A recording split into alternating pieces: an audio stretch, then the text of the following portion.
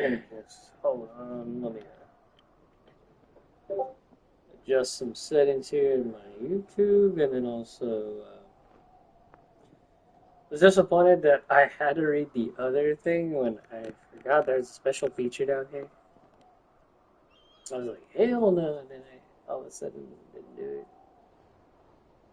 Oh, that's commentary. What? Firewatch audio tour?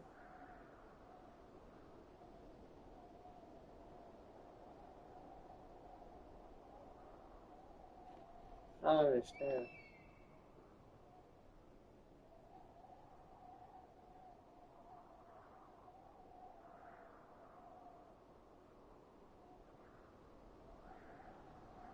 Audio tour. I guess this will be it. If it ain't, I'm gonna be pissed.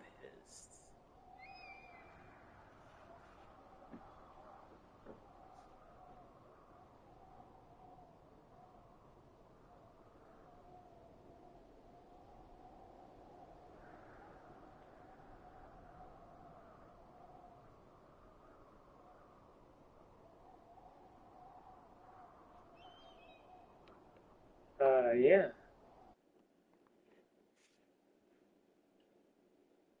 Oh, so it like auto saves right immediately, real quick.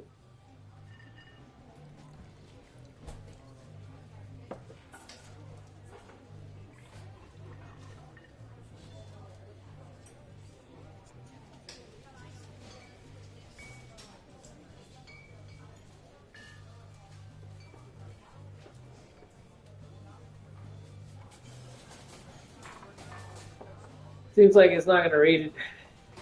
I don't know what the hell I clicked on. Oh my god. I'm gonna have to rechange the settings and redo it all over again.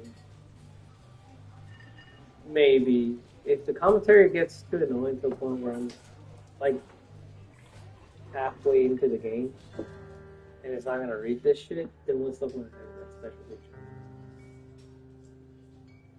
Yeah, okay. Skip all that.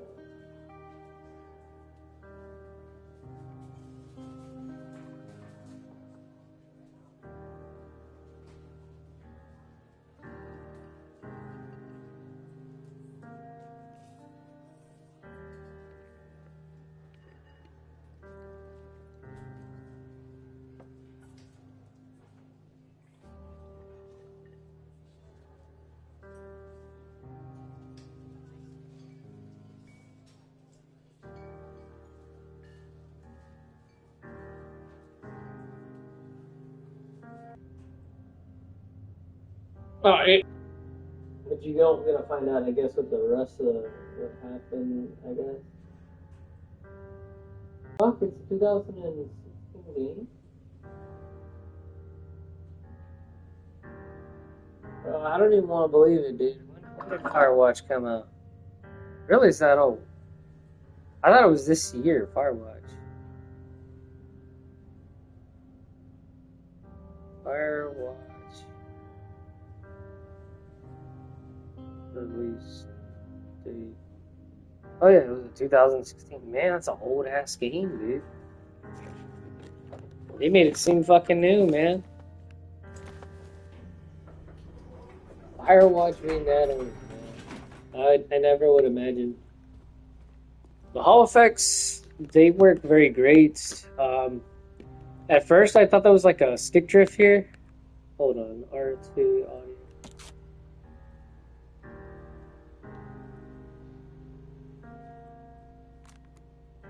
Hello there, welcome to the Firewatch audio tour. My name is Rich Summer. I voiced the character of Henry, the guy that you're currently controlling with those buttons there. And I'll be chatting with you in a little bit. Thanks for checking it out.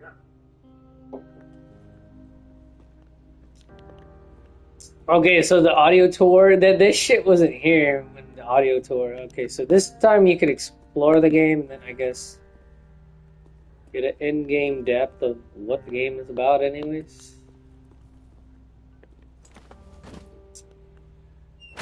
Okay, I was about to say he doesn't close the fucking trunk, man. That's just stupid.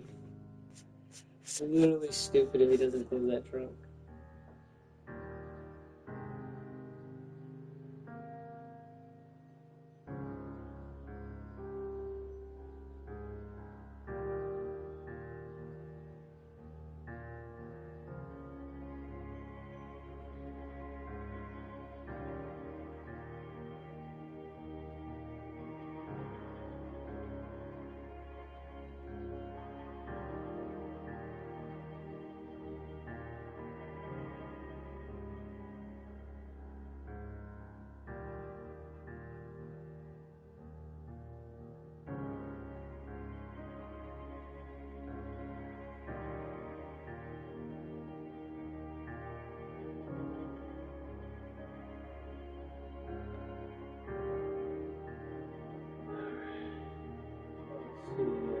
check this out right now.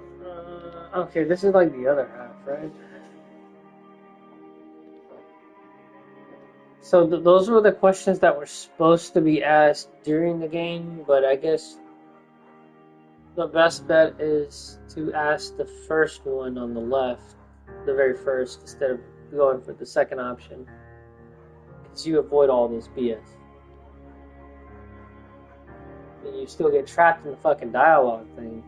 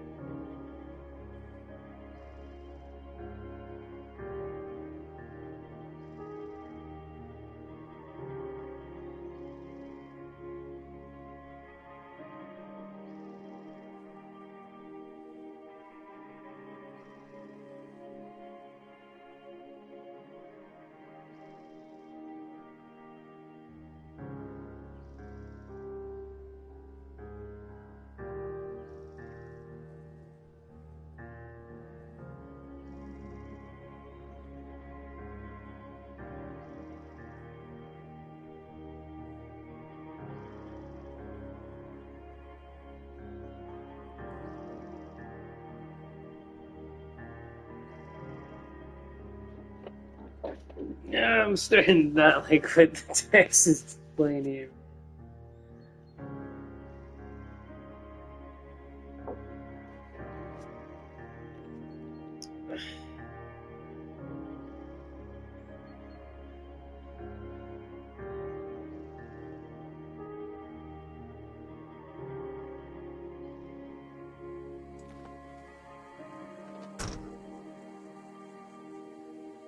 Oh, another audio station, yay.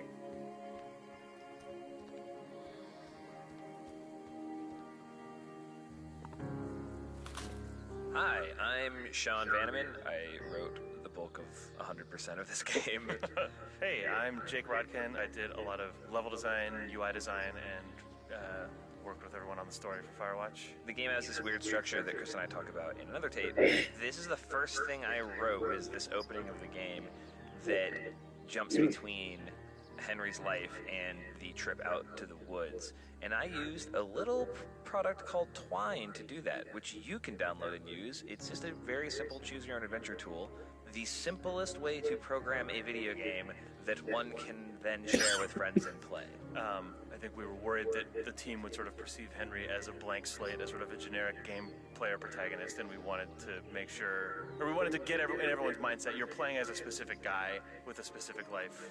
Yeah, there's a reason when you play video games that a lot of your protagonists have amnesia, because it's really difficult when you're driving a character around who knows things about their life, or his or her life, that you, who you ostensibly are that person, don't know. So, yeah, we kept trying to write an opening of the game that happened sort of like weeks into Henry's experience, and then quickly realized that it was like, well, why would he not be able to say X? Well, because his relationship with his wife is Y. So, but the player doesn't know that. Yeah. And this was the quickest way to get everybody on board, was to just take the thing that I wrote that answered the question, I think, for Jane and you at the beginning, which was like, who is Henry? And I would write these character profiles that were really bad. And then I went, what if I just let you play a thing? And then you can figure out who he is. And we held on to that until we had the idea to put into the game. It means that when you're playing Firewatch and Henry and Delilah start talking about Henry's wife, you don't have to learn it through his dialogue, because you made the choices that brought him where he is today.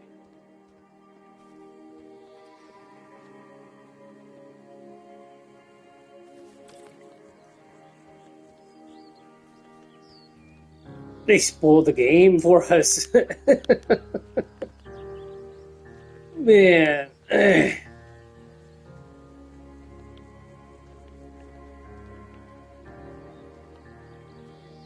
Probably get like double achievements. Maybe.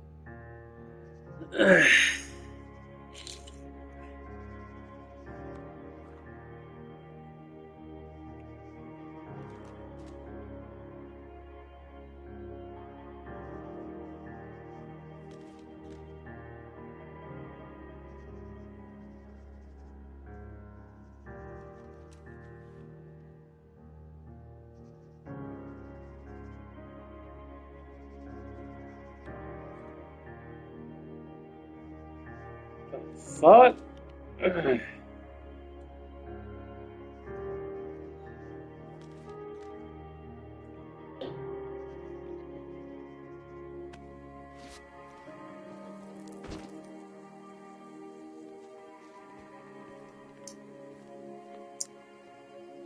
feel like this game skipped the entire fucking scene. This feels like so whack. Hi, it's Jake again. Hey, I'm Chris Remo. Oh, hey, Chris. Hi there. I was a game designer and the music composer on Firewatch. Nice. So you're hearing now the first piece of interactive music that went into Firewatch. The first piece of music that actually... Responds to what you're doing in the game? Exactly, yeah. So this is a piece of music that's divided into technically 6 parts. And what's happening is as you're playing through this introductory sequence, when you hit certain points in the narrative, it sends a signal to Wise, which is the name of the audio middleware we're using. And then when Wise gets that signal, it waits until the next sort of musically appropriate transition point. So it creates the effect that you're just listening to one big long piece of music that just happens to be timed very nicely. It just to your happens. playthrough. It just happens to get sadder and sadder at the exact rate that your life gets sadder and sadder. Yeah, exactly. This was a challenging process, both because I had no idea what the music should sound like, and also because it was the first interactive piece of music in the game. So the technical sort of just how does this work was also a part of it. But as it turned out, this music was changed.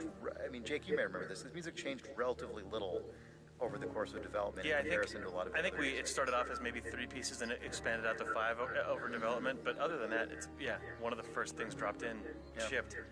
Get ready to hear about that a lot on this commentary. Yeah, I feel like shifting or swaying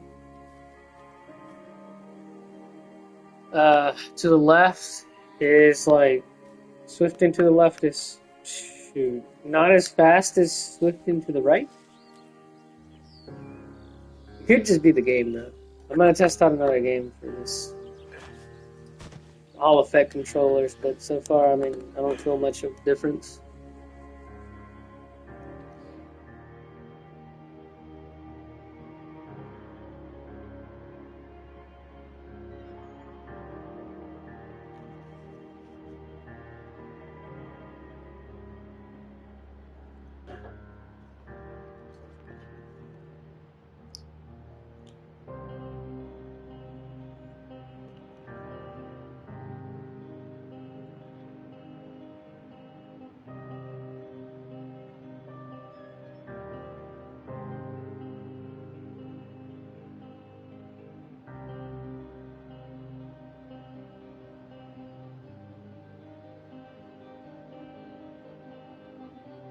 Mayhem runs away. A German Shepherd runs away. Damn.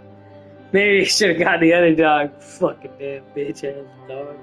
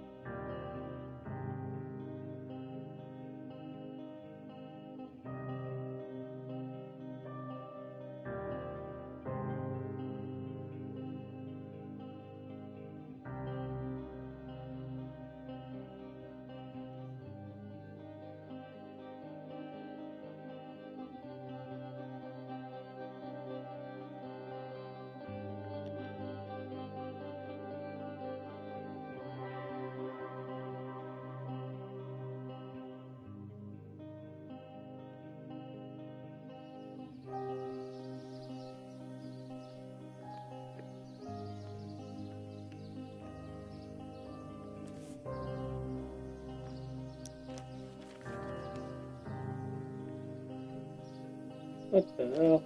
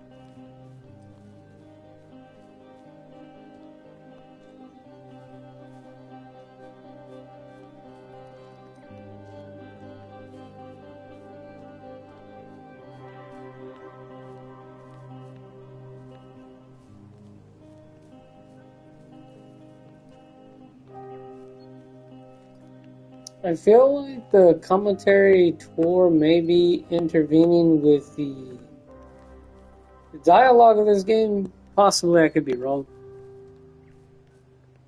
But I do remember seeing dialogue in the trailer when I was first trying to get a hold of this game.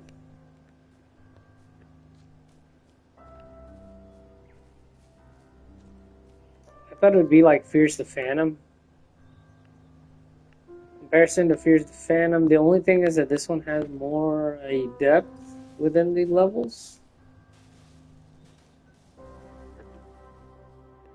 Man, it's just like a walkthrough, bro. You're brushing me through a fucking tutorial, man. The whole fucking chain game is a tutorial.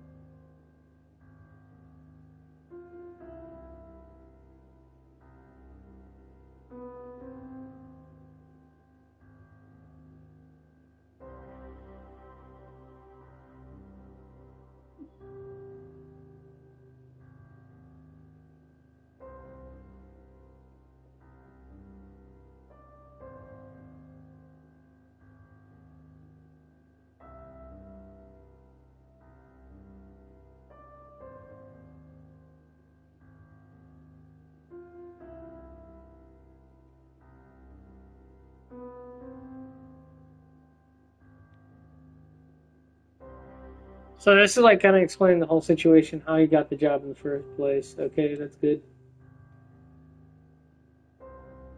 I kind of wish it was a little bit more like the horror game. I didn't even know what the fuck this was gonna be, but I might as well just play it all the way through now that I already bought that pile of shit. But yeah, this is what I was hoping for. I was hoping for it was gonna be like another Fears of Phantom, but no. A game that was actually complete. Any secrets here?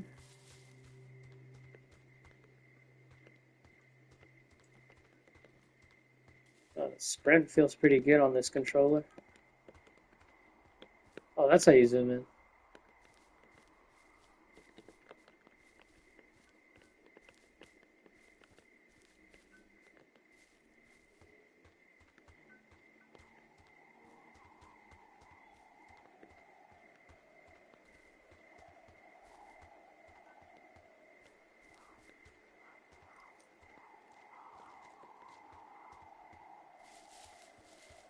It was all the way down here. What the hell? Hey, it's Chris again. Oh, it's Jake. So, if you're listening to this right now, it's because you went off the beaten path really early in the game. Obviously, you probably did that because the commentary map told you to.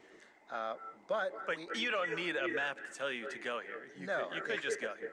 We had to. One of the biggest challenges in this game was throughout the entire narrative, keeping in mind that really players can pretty much go anywhere that they've unlocked on the map at any time, and sometimes that's actually really inconvenient for the narrative of the game. We had to come up with a lot of excuses for why you couldn't go to certain places at certain times, or if we couldn't think of an excuse. Some call it an excuse. Others call it a thrilling narrative event. Right. So, for instance, where you are right now, if you keep walking in that direction, you will sort of cross the river, but then be unable to go any further. Because There's like a lot of dense underbrush. And then about halfway through the game, when when a big fire happens, that area is burned out, and you can walk past it into Cottonwood Creek and Pork Pond, etc. and all those areas. Yeah, it was really, really hard to think of justifications like that weren't completely implausible. Yep. And so we actually have relatively few cases of that in the game. Yeah, if we couldn't come up with a good way to keep a player out of a space, we instead flipped the other direction and went, well, what can we do to support it and make it interesting? On this day, before the story started, not a whole lot, but we thought it was fun to point out that you can wander a lot more of the map than you might even think at the very, very, very start of the game. Yep, and then especially once you get ropes, that increases a lot more. So just as you get these items that allow you to explore more of the world, we had to face these increasingly complicated and frustrating design challenges of how does the whole game not break all the time now. It was interesting and difficult, but also cool. Yep, bye. What? I got no map? Oh, pieces of shit, dude. They said we got a map, dude. Motherfuckers.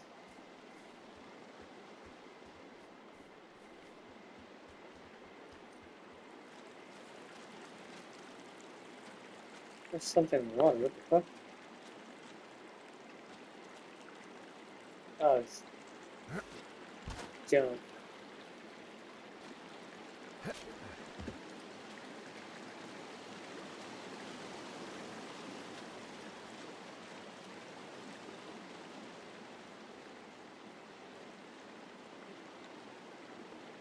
Oh, I need a crowbar to bust that open.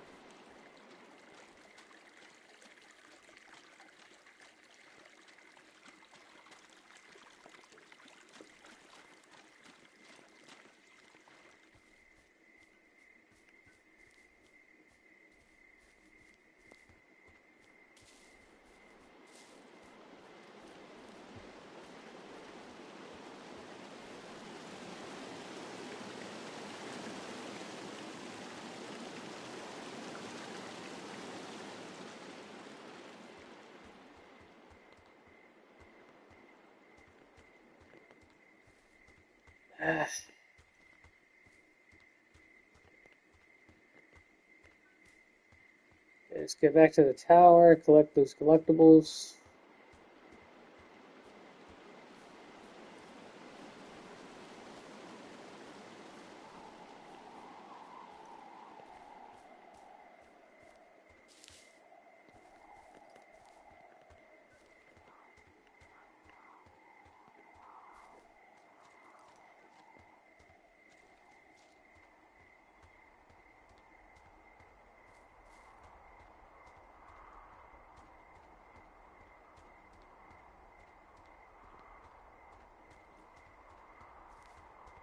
What the hell?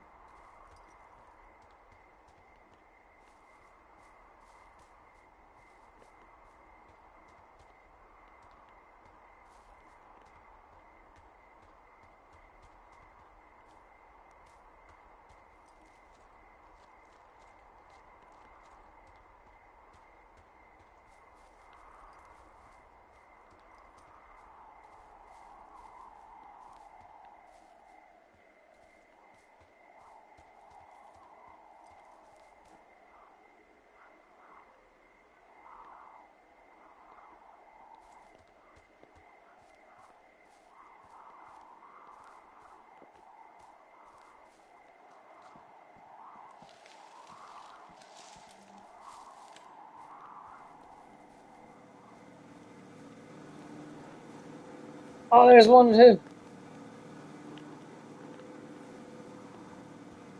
Can't get a hold of that cassette player. That's stupid.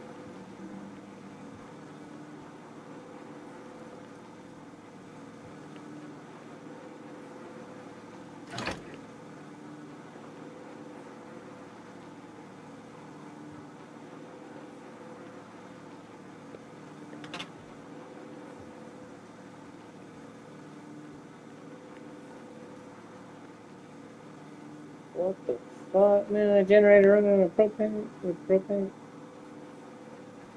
Small ass bitty propane thing. Oh gosh, some wooden guy right here.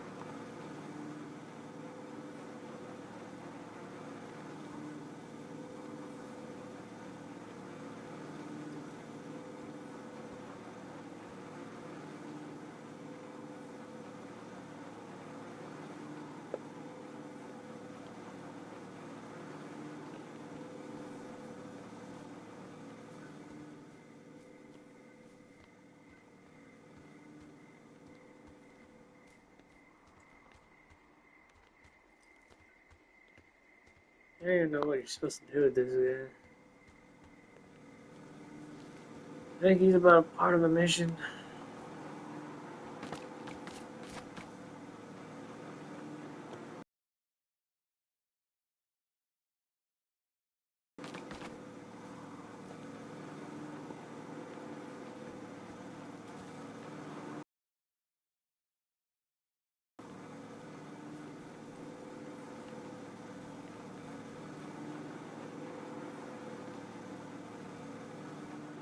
Oh, did he get glitched out of the game? No. Okay, I was gonna say. I just maybe I was supposed to put him here. I'm Nels Anderson, and I was a designer and gameplay programmer on Firewatch. I am Jane Ing, and I worked on the 3D environment art in Firewatch. So you're likely standing at the base of your home away from home. You're home in the wilderness.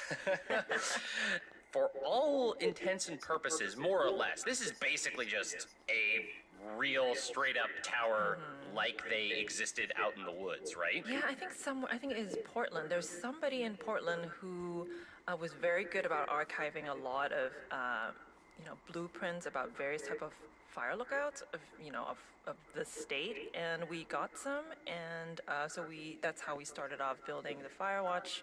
I mean the lookout tower, just by looking through how they were actually built. It's slightly taller than a real one, right? We had to make quite a bit of adjustments because, for example, the stairway you see here, normally fire lookout stairways are not on the outside, but for more interesting gameplay and views for the player, we opted to change that. But ultimately we still wanted the tower to feel like a real tower. So we had to figure stuff like, hey, how does the plumbing actually work? How do they get water? Stuff like that. It actually is very important for a real tower. And if you go look around the base of the tower, you will actually see a big old plastic cistern. We are not a survival game of any sort, but it is important to make sure that all that stuff is actually thought out, so the space feels realistic. Right. You don't want someone playing the game being like, wait a minute. There's no how does this guy drink? How is he not dead? When I normally play video games, I'm always interested in stuff like, hey, where's the bathroom? Here we have the outhouse and you can go anywhere, but stuff like water is very important.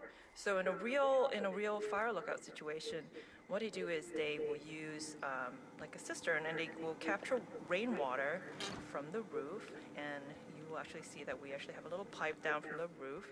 And we even have what they call a first flush filter being there, which is actually what they use. That's my favorite kind of filter, really. I had to look at what do they do? Because once you go, okay, you collect rainwater from the roof, it won't be all nasty. And then, oh, hey, somebody already figured that out on how to collect rainwater. What do you know?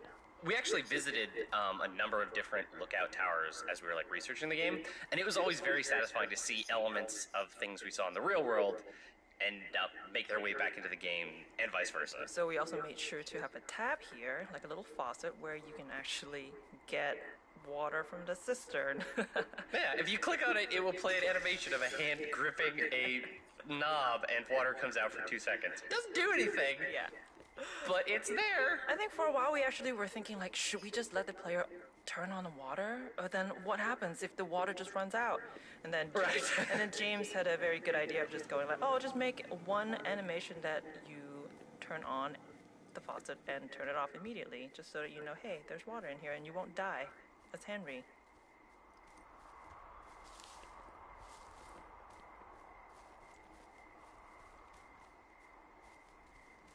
Should be able to play the other cassette then.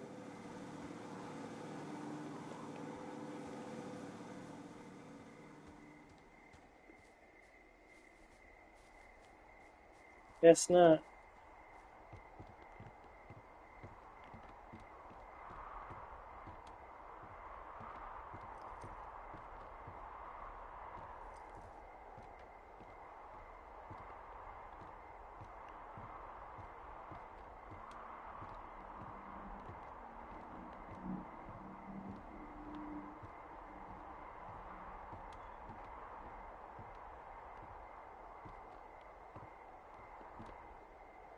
Connected to the wall?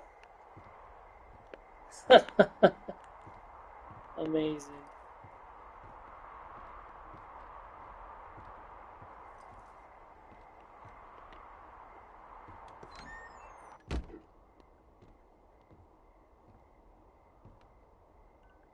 Pat, now thinking about it, compared to the other game, what was it called? Huh.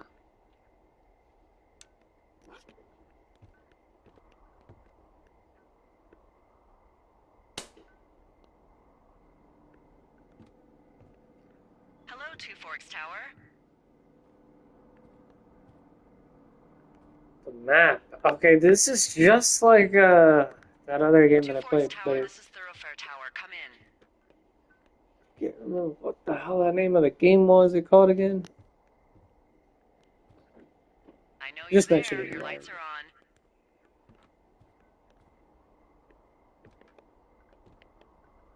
How do you turn it off? Hello, Two Forks, come back. Pick up your radio.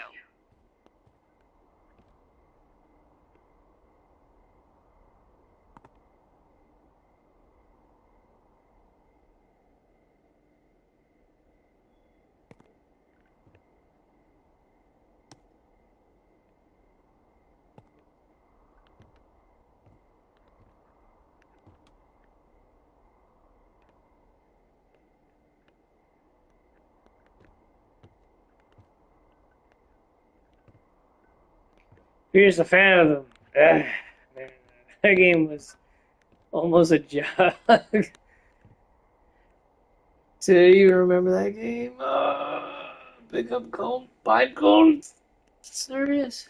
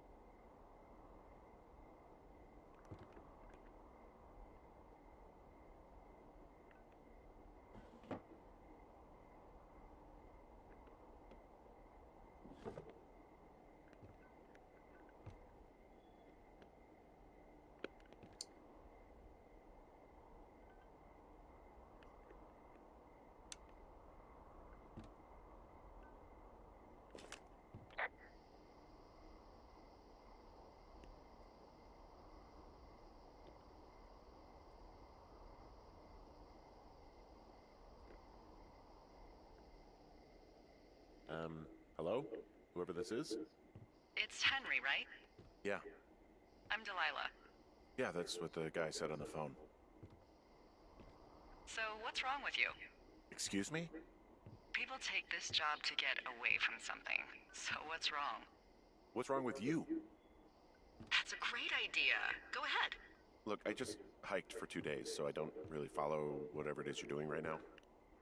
You take a stab at what's wrong with me.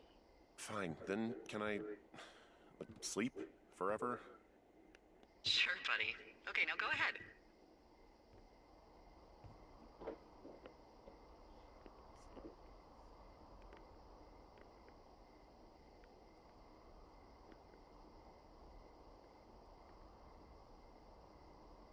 You're just gonna wait me out on this? Ugh, fine. But I'm gonna take a second here and have a guess about you. Let's see. I don't know anything about you, but 9 times out of 10, folks out here simply got dumped. Huh, is that it? Close? Good night. Good night. Welcome to the job. Bro, I didn't even get to answer my question, damn it. They gave me like a few seconds to do that. Alright.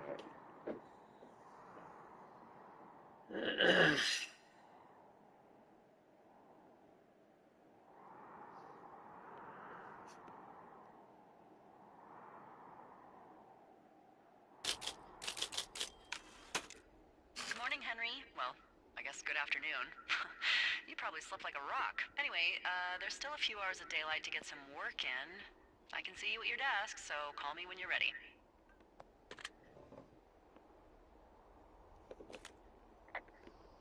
Hey, sorry, guess I slept in. You got a relaxing, 14 hours of sleep? Whew. Yeah, Jesus, I guess it's what, 6? 6:45. Whoops. Don't worry about it. That hike puts everyone out of commission for a day or two. But now that you're up, let me quickly get you acquainted with the job. There's a thing in the middle of your room with a round map on it. Do you see it? Okay, yeah, I see it. This is the Osborne Firefinder, invented in 1914 by W.B. Osborne? You use this to spot, you guessed it, What the fuck? What is it? Nothing. You use this to... Oh, fuck me! Good God, language, lady. Out your west-facing window. Are you seeing what I'm seeing? Are those fucking fireworks?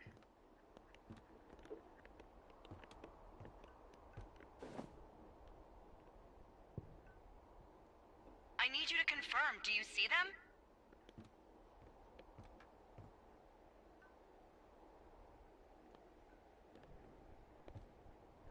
Seriously, are you seeing this?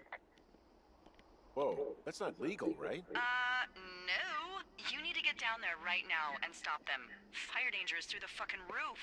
Is that really my job? Your job is whatever I say it is. Look, the closest ranger is like 2 days away. Go down there and set him straight.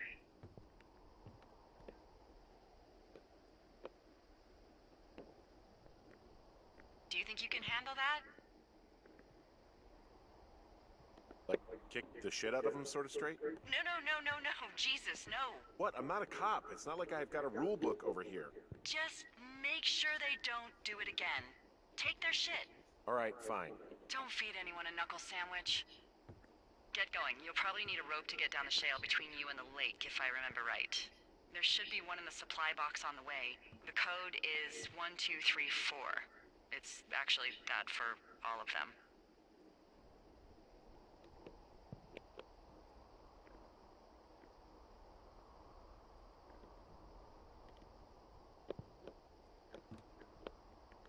What?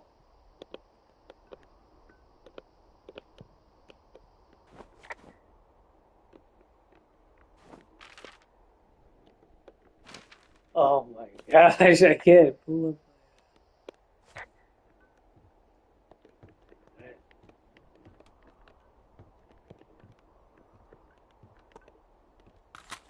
Nels, it feels like you on the team did the most sort of digging about what the real job is like, what is in the actual space, and then checked us against reality when we kind of went off the reservation.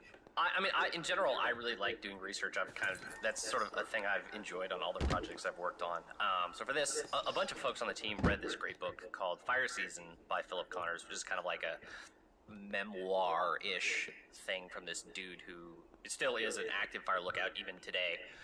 But I also just I called up the Ministry of Forests and Natural Resources here in British Columbia and got I got a redirected pen to like like that. 3 increasingly small Ministry of Forest offices until someone just gave me literally the phone number of this cool old lady who had once been a fire lookout. So I just kind of chatted with her for like an hour and a half just about what doing the job was like.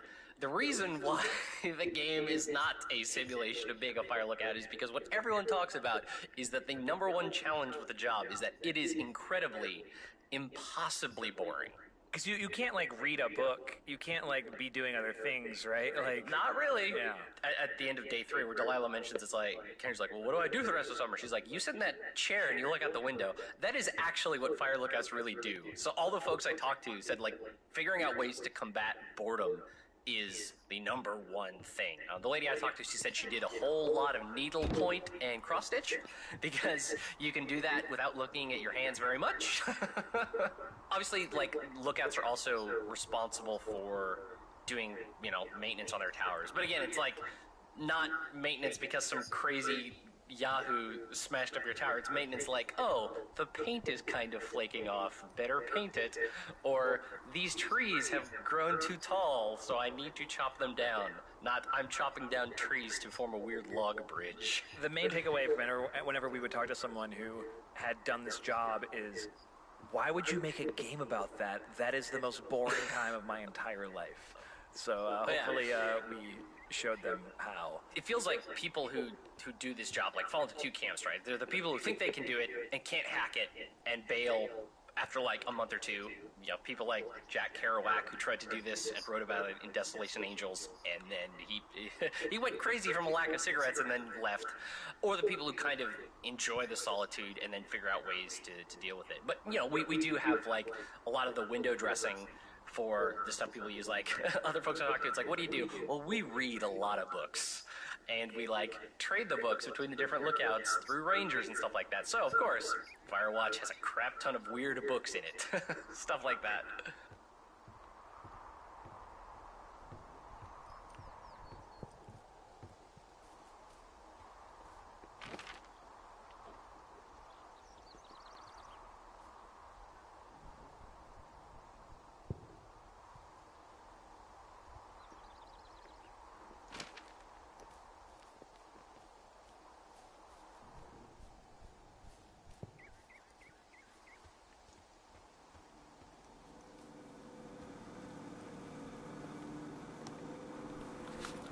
Chris again here. Hey, and Jake, congratulations, player. You have completed the Teen Loop. Oh man, that's true.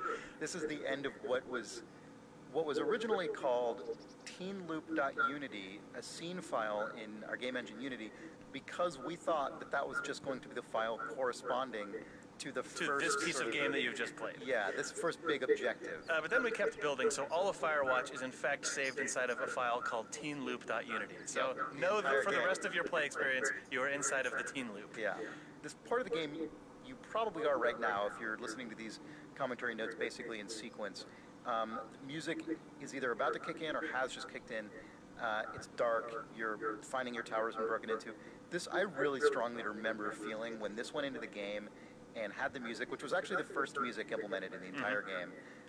All this stuff together felt to me like the first real moment of assertive tension in the game, and it felt really crazy. Yeah, because we had our environment system working for the first time, so the sky turned to nighttime, and our world logic allowed the tower to switch into its broken into state just when you were off in the world for the first time, and then when that music finally came in, we're like, oh, wow, okay, this is a world that's alive and can be tense and cinematic. Yep. And all of it happened without us ever having to cut the camera. I remember we were all very proud and stoked of that. For sure. That was like right before we first demoed the game, I think, at the Penny Arcade Expo. Yeah, because the end of day 1 was the end of the first demo. Yeah. Right before this, there's the moment with the creepy guy in the woods, and that was sort of a moment of tension. But that's also arguably maybe not, because it's immediately deflated by Delilah. Right, but this was like, holy crap. Okay, I remember feeling kind of nervous about it because it was like the game is declaring this is a tense moment, and if it falls flat, we have failed. We can't like make a joke to diffuse it. And I think it basically worked, and it was a real relief. Yeah. Yeah. Ba, ba, ba, ba.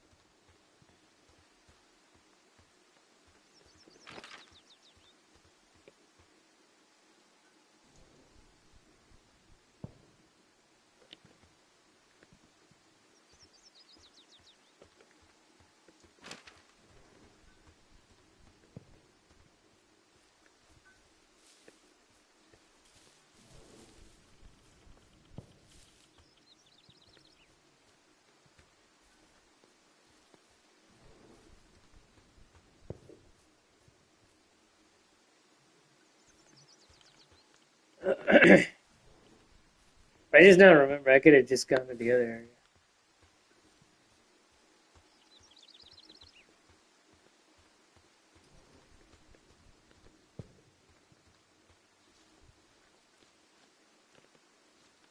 Nope.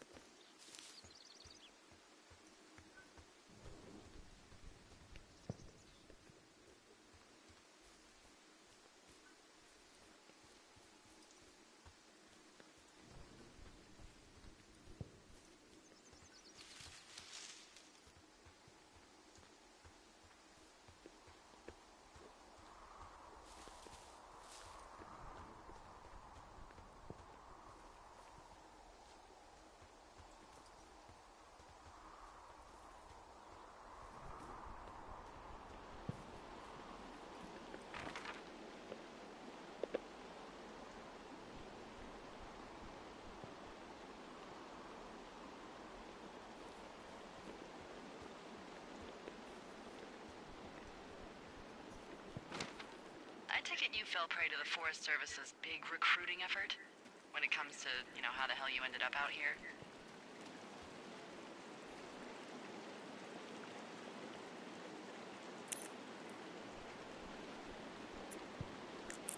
Anyway, thanks to last summer, we got a bump in Forest Service budget and can actually afford to have you.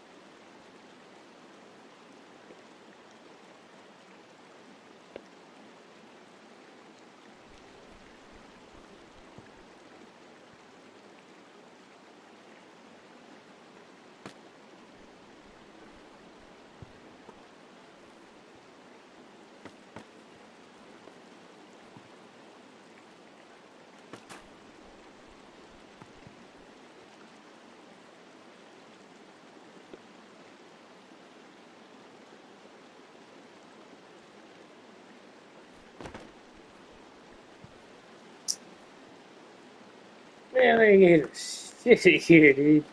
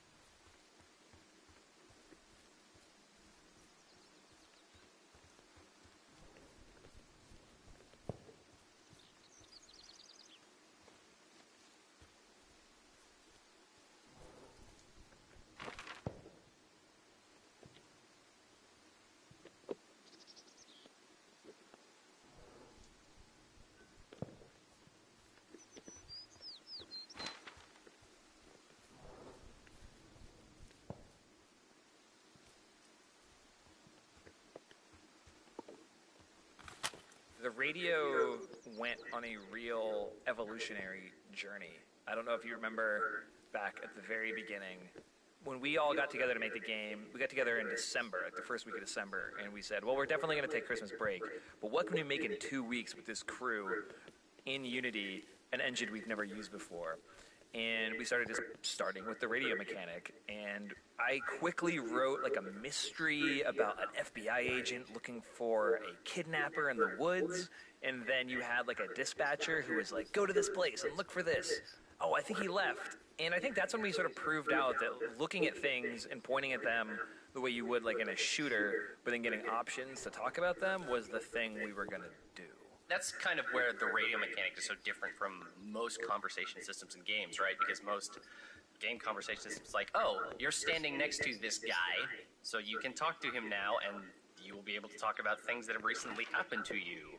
But since it's a radio, it's like you could be anywhere, anytime, talking about whatever you're looking at. So even as we started to like do that initial prototyping, we sort of realized like, oh, that's very interesting. Also, this is really complicated and very different from how most games do dialogue. Yeah, when you're standing in front of a character, you just sort of have the like very like binary rule of I am standing in front of a character in an adventure game, I can talk. I walk away, I can't. When you change that up and you can talk about things wherever because the proximity to that character is no longer relevant, you start to find really weird cases. Like, what do you do when you want to talk about an idea or a sound you just heard, a smell? So then we had to sort of like bring the radio mechanic into the realm of like the intangible. And I don't think that really came on until much later. Yeah, we got like, I think during that prototype we got the very initial vestiges of it, but in that initial prototype it was so simple where it's like, oh, if you're looking at this weird stone head, you can like push the one button to play this crappy audio top of "Oh hi Mark" from Tommy Wiseau's The Room, or you can push 2 to say "Oh hi Denny" instead.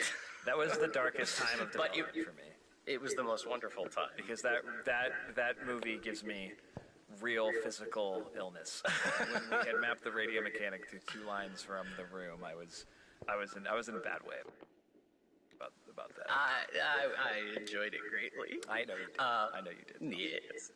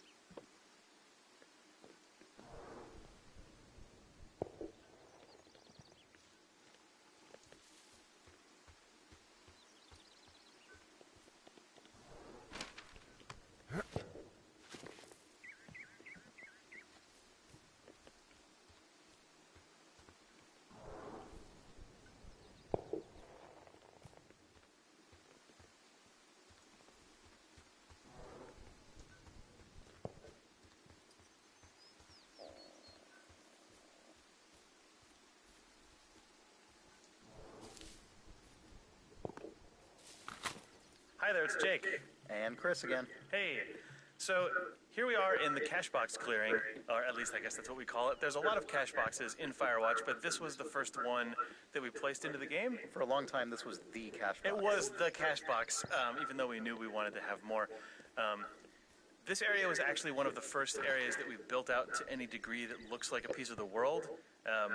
It was a really good proving ground for us. Like when me and Nels Anderson were grayboxing the world at the very beginning, we tried a million different things, like maybe this was on the edge of a cliff, or maybe it was a secret that you had to find.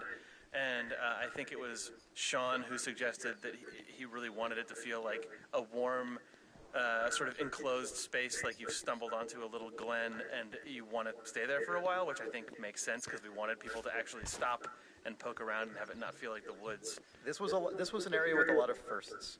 I remember this really ended up looking a lot like Ollie's concept art in a way I think that felt like an accomplishment when it all got built out. It was also the first audio I implemented in the entire game, I believe. The Foley on the locks and the lid? Right, exactly. Oh, this was also, the cache box was also our proving ground for detailed object interaction with Henry animating the lock. And also, there is an exit out if you back up and turn left. That was the first time I prototyped one-way drops and also any like sort of secret paths, because the way that you cross the canyon also showed up here, and I didn't tell anyone on the team about it for like months, and people only noticed it once they started playing the back half of the game, and it was very fulfilling for me. Nice. Cache box. Cache box, land of firsts and secrets. That's the state flag of cache boxes.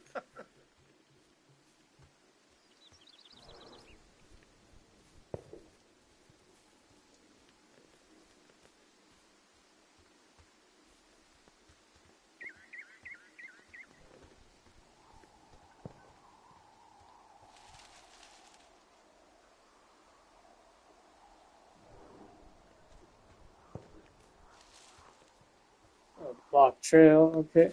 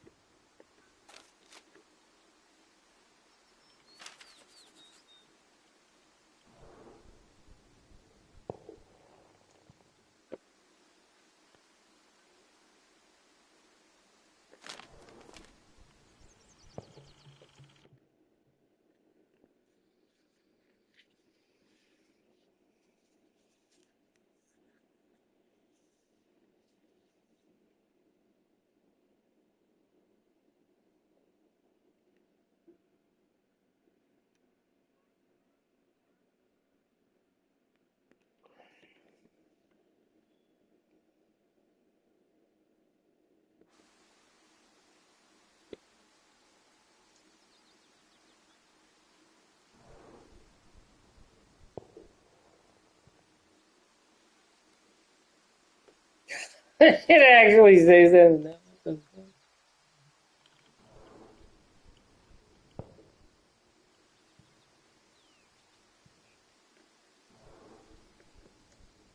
people lose their shit doing this job? There's a note that says a guy just left his post.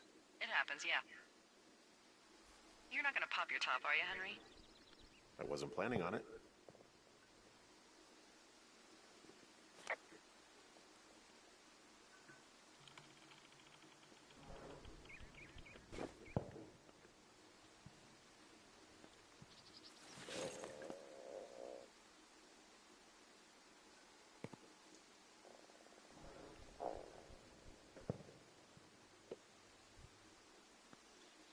Oh, some expired shit, dude. We might as well eat.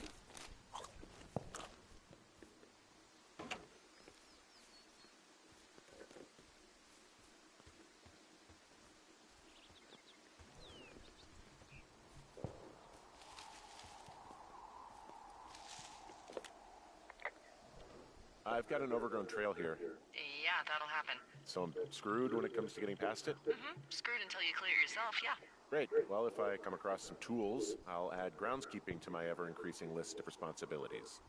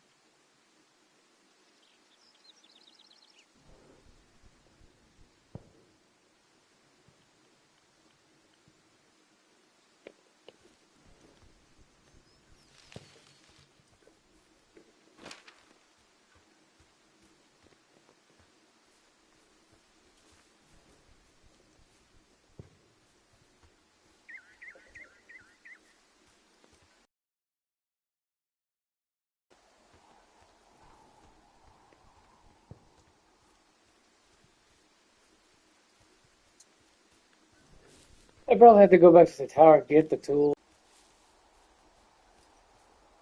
Go back to that same spot, I guess.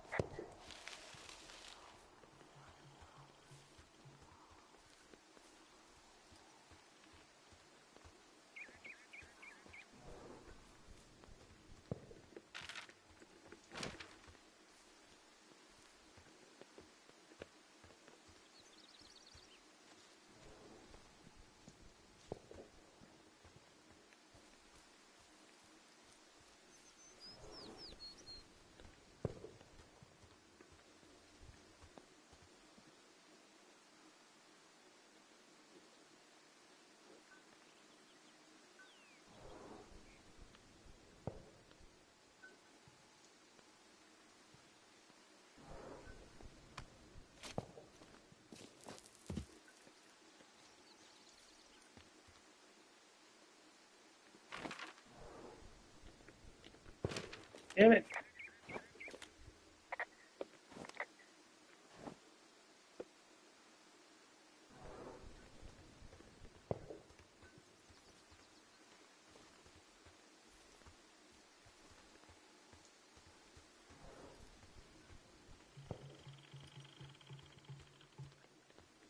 Yeah, man. That's what it was gonna take me anyways.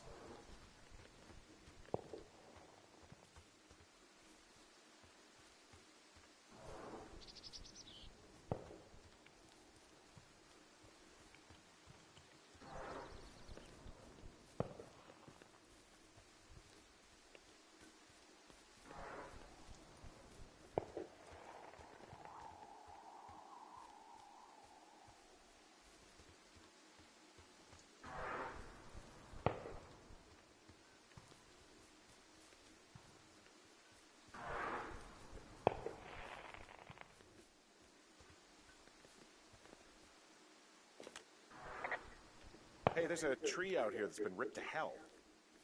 And? Don't you think that's, like, disconcerting? Henry, there are 500-pound grizzly bears out here. They sharpen their claws on trees. We don't have grizzlies in Colorado. People killed them a long time ago. Well, in the thoroughfare, they hunt people, they kill people, they bury their bodies, and then come back weeks later to eat them because they prefer rotten meat. People just disappear. Don't you think that's disconcerting?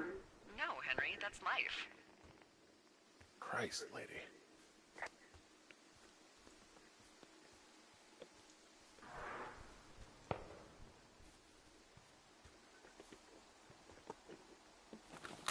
Jake, Oh, hey, Sean. you did a neat thing here in the game that I like a lot, which is when you make a dialogue choice with Delilah about what this dangerous hill should be called. It shows up on your map, and I like that a lot. Yeah, when we were putting the map system together, well, actually, the map weirdly was one of the latest things, one of the final things to come into the game as a fully fleshed out piece. But an upside of that is we built the map using a lot of tools we already had. For instance, the system that checks which things you haven't talked about, which things you haven't found in the game. Use the same variable list as our speech system. So when I was putting this together, I realized, oh, not only can I put a mark down on the map when Henry finds it or talks about it, but I can totally look at the same tools we use for dialogue and figure out what the player said and put it on the map. And the end result felt really natural. I actually wish we'd gone a little deeper on it in the game, but I'm really happy with what's in there right now. Also, please name this shitty boss is going to get me killed, because that's objectively the best name for the hill. Is that your handwriting? Yeah, you gotta cram that in there, but it's still readable.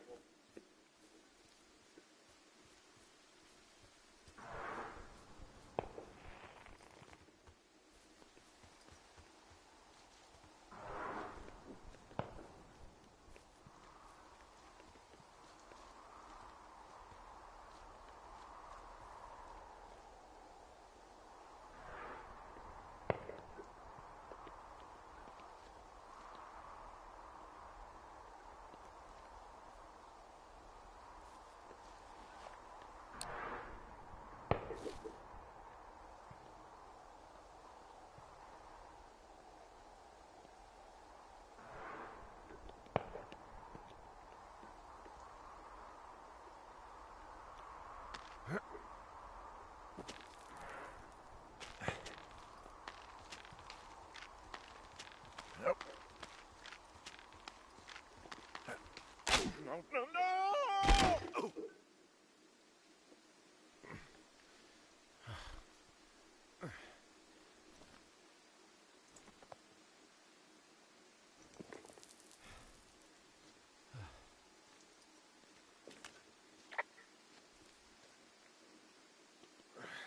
Hey, What the hell's wrong with you?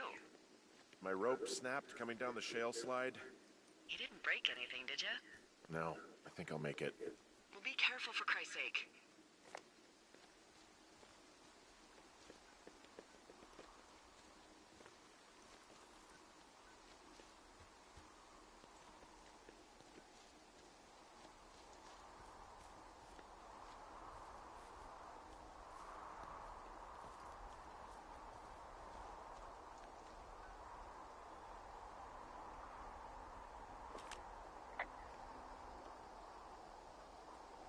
Hey, there's a tie-off point off here just a little away from the shale slide. Well, you ready to get back on that horse, huh? Well, I can't go any further is what I'm saying. That heads south down to the creek, but you should be able to get to the lake just by continuing west. Without any, mountaineering. All right. It's a long summer. You can explore later.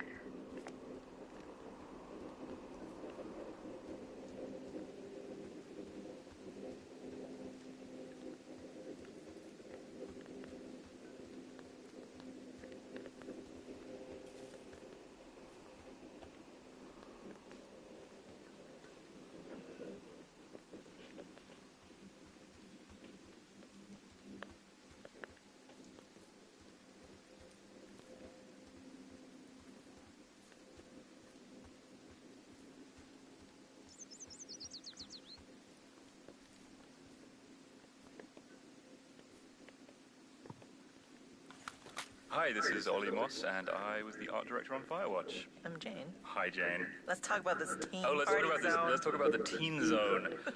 So the Teen Zone is one of the first areas that we used as a sort of art test to see how we would go about building the rest of the game. We knew from the pretty early on that, like, on day one, you will start from the tower, and you will have to head down to the lake, and somewhere in between, you will see some teens, and they're partying.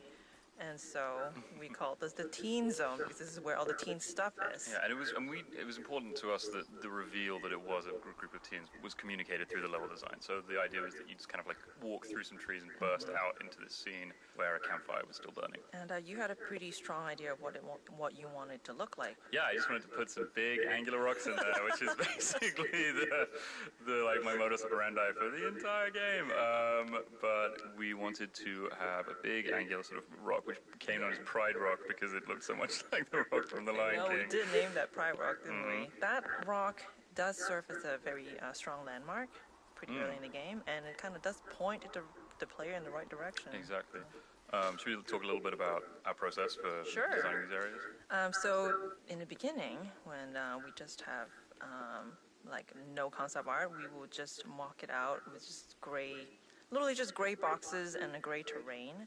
And then we will take screenshots and give it to Ollie to be like, please pretty this up, Ollie. Oh, well, first of all, I'll do a terrible garbage sketch and pitch it to the team. And if people like the gist of it, then we'll go away and do a bit more of a detailed drawing, and then you would go. Yeah, we'll add in some more shapes. And then we just keep going back and forth with paint overs from Ollie. And then it's just a sort of tennis, really, just back and forth between the two of us until everyone's happy with what we have. Yeah.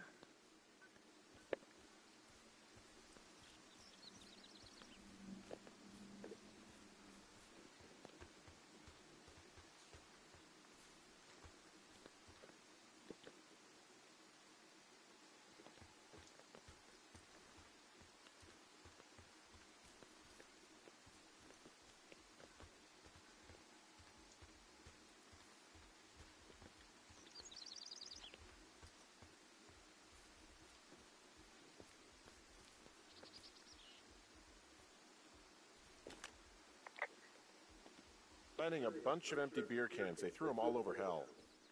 The idiots down at the lake? Yeah, them. I just found where they're hanging out.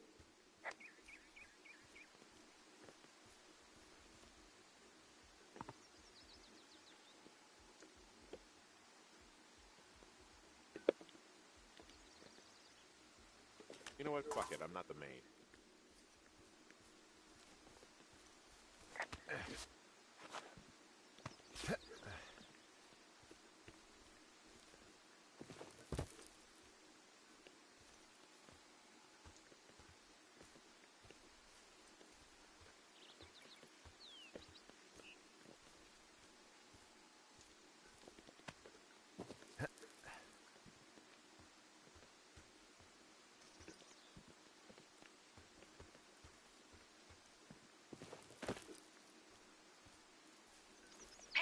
Pears! Yes!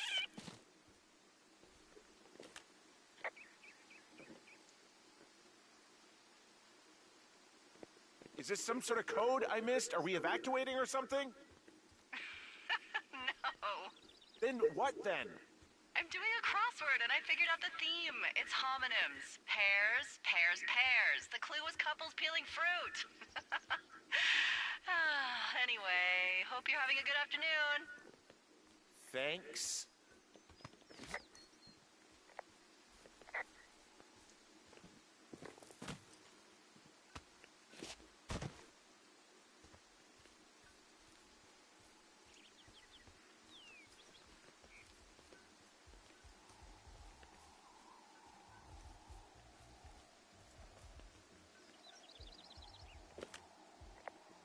They left their packs tied up here. Don't fuck with them. The last thing we need is some hikers filing a report about harassment.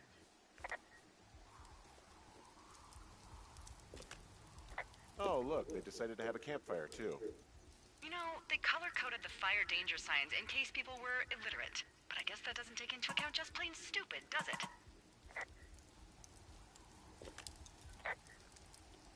Found the fireworks. They didn't even try to hide them. Well, confiscate them.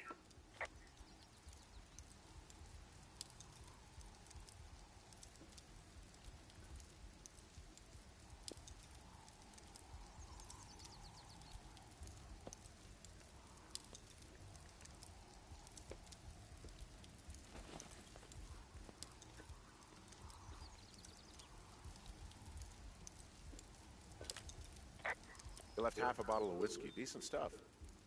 Drunk pyromaniacs. Fucking great. Oh shit. Ferret are Irish.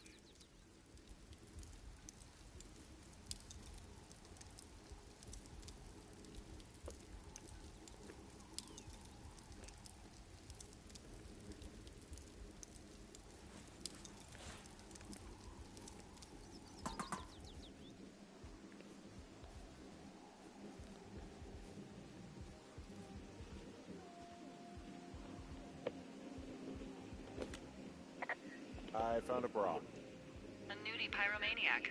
Remain professional.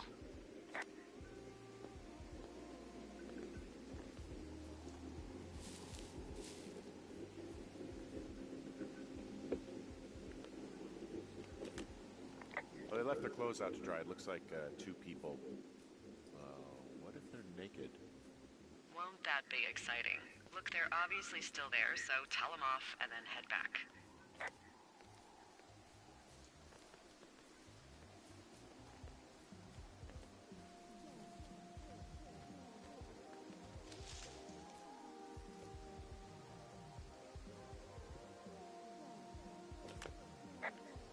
There are panties. There are what? I don't want to say that word again. Why, 'cause you're 12?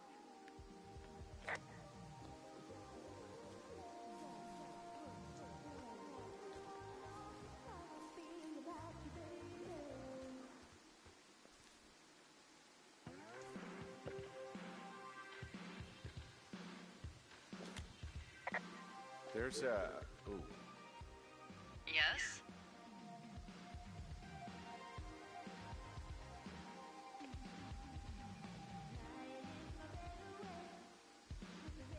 Just deal with it, Henry.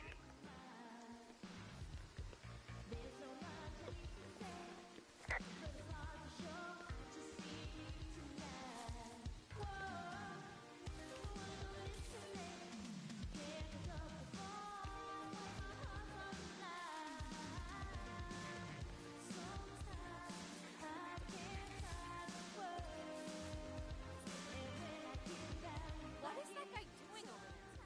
Is he skeezing? Hey, guy! Are you skeezing? Get out of here!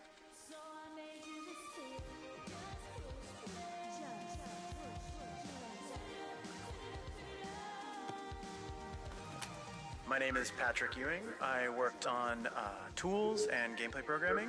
The teens, Patrick. Let's open some old wounds here. This is like going back to like an old battleground and being like on these hollowed grounds. Yeah, I bad died on things this hill. happened. I died on this hill. Yeah. I mean, it's one of the most complex interactions in the game, if not the most, right? Yeah. And it was in the game from the very first vertical slice we did, and then I think we kind of added to it as we played through it and saw like, oh, we should be able to throw the boombox in the lake, obviously, right? Okay, the teens need to react to the boombox being in the lake. Oh, but then they should also react to you putting it down. What you should do if you're making a video game is build relatively ironclad, predictable AI and systems that react to inputs. But instead, we built a series of relatively flimsy state machines that were like, if this, if this, if this, but not when, and also if. Right. And we're able to create the scene as designed. And Patrick was sort of the shepherd of this scene. So whenever anything would break, if you were to throw the boombox and the teens were not to respond, or you leave with the boombox and they would talk about something else, it was Patrick's job to ferret into the state machine and figure out what was going on. Yeah, and I'm happy with how it turned out. There are so many different ways that this scene can play out now, depending on what you choose to do. Do you throw the fireworks at them? Do you talk to them and then start messing up their stuff and throwing it in? And it ends up being pretty like believable. They feel like real characters. It's just such a crazy spaghetti code in the back end that I'm always terrified when I see someone play through it. That there's some interaction that we didn't think about. Right now, the player is interacting with the teams in a way that is completely not by the book. And I mean, luckily we beads of haven't. sweat or building on your brow. Yeah, I think it's just a PTSD response at this point. We would see the bug reports if this was actually still breakable. Yeah.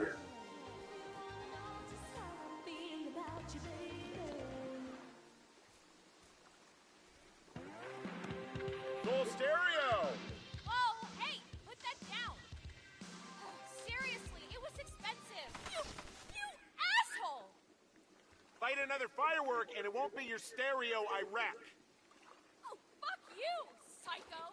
Yeah, fuck you. You'll fucking pay for this. You can't just harass girls in the woods. Let's get out of here.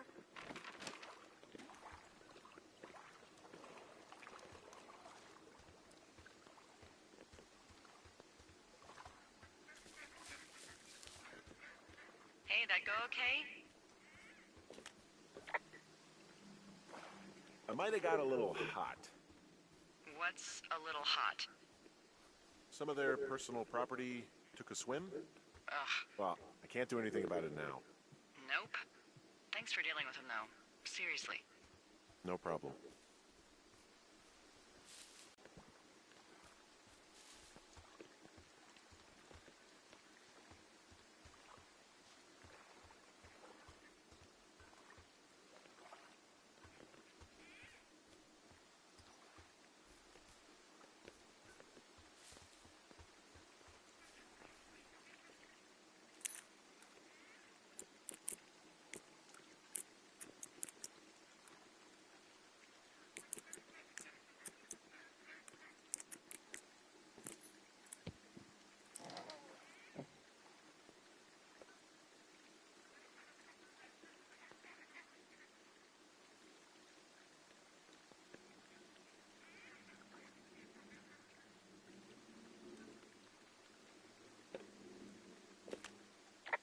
I found a sweatshirt from the University of Eastern Colorado.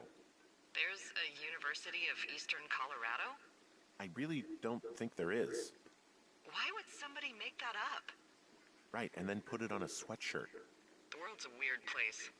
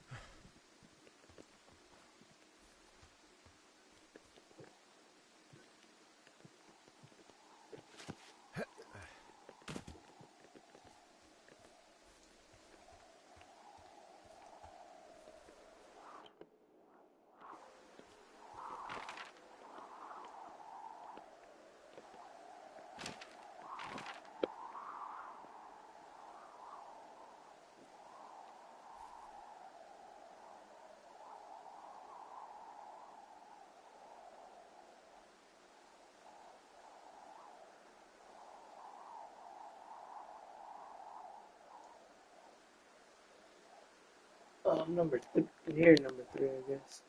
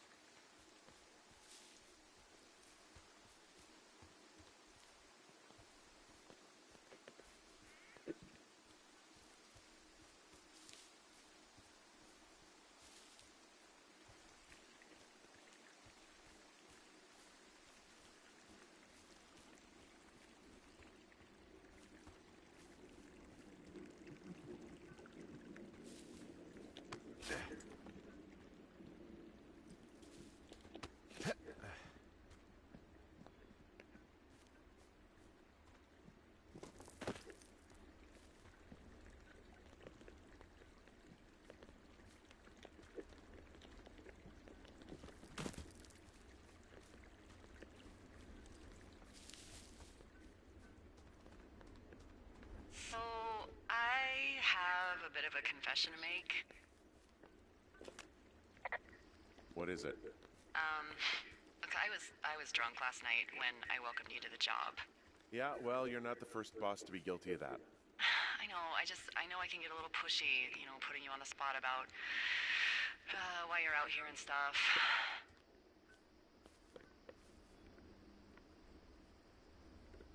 It's fine. I'll keep that sort of a thing to a minimum. Anyway, let me know when you get back to your lookout.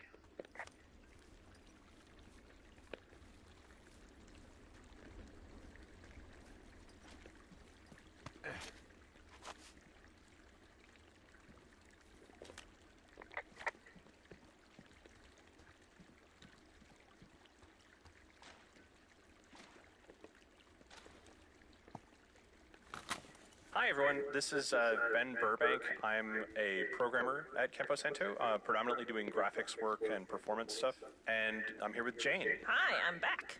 And we're going to talk a little bit about, in general, how the world sort of streams in. This is a big open world game. There are, tens of thousands of trees somewhere in there? Yeah, and we have how many chunks of the world that we stream in and out? There are 100 plus? Yeah, I think over 120. One of the big challenges with that was we have to remove parts of it when you're not looking at it, because video game consoles and computers don't like to draw things that aren't seen. Especially not a lot of trees. Yeah, it's a lot of work for that little graphics card to do to try and draw all those that big forest. So the canyon's one of the spots where we have obvious occlusion, where you can't see most of the world. So we unload the tower hub. The tower that you see in the canyon is fake. It's a small fake version. Yeah. Which is a common trick. Yeah, so it's like a very low cost version of what it would actually be there. One of the biggest challenges for Jane and people building the levels was figuring out line of sight. So how far can you see? If you have a point where you can see entirely across the map, we had to be very careful about what is actually loaded and what's actually drawing. Yeah, so even though the canyon is pretty much a straight corridor, we had to put in some kinks in there. So right sort of in the middle, there's a little area where you have to go around a rock. This is so that we could make sure you won't be looking at the lake when we basically delete it out of the world. Yeah. The game also, it's sort of non-linear. There's a linear story going on, but there's the ability for the player to just go backwards. So we also had to keep in mind reverse line of sight and things like that, which is a little different than a traditional action game or something. Yeah, it's kind of like a little puzzle game almost to figure out when we stream in and out things. So hopefully you don't notice any of it, because if you do, that's actually us not doing a great job. You probably will notice it though sometimes. I'm sorry about that.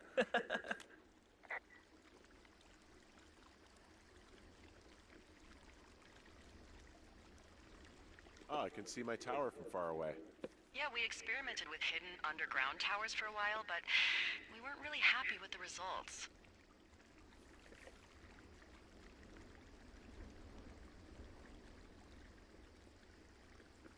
Oh, the sarcasm's not gonna get old. Not at all. Wait a minute, was that sarcasm? Shut up.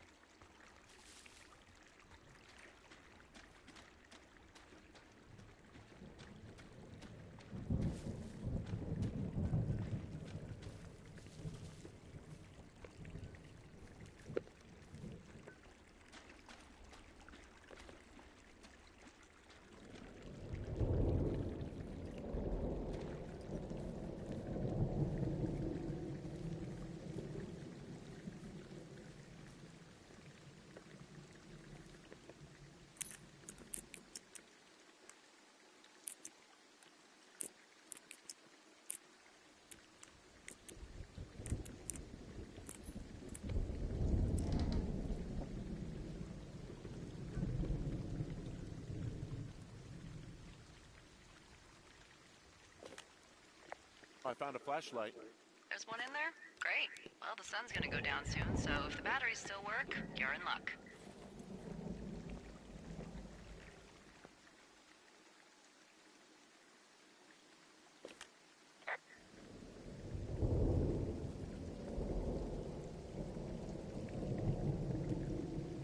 Yeah, I get the sense that not everything in here is useful.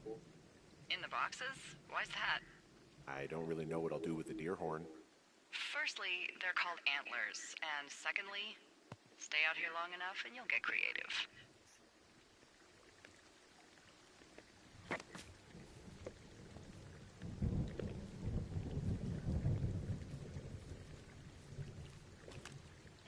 What's in this cave down here? In Thunder Canyon? Thunder. We're in there. It's pretty dangerous. So, So, I say, fuck it. You're a grown man, you can go where you want.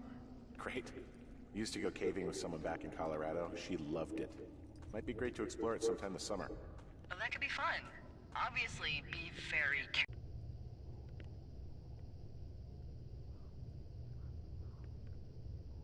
It looks like the path leads through the cave. Back in the cave, huh? Man, I don't need to lose another lookout in there. Another lookout? They go in, they never come out.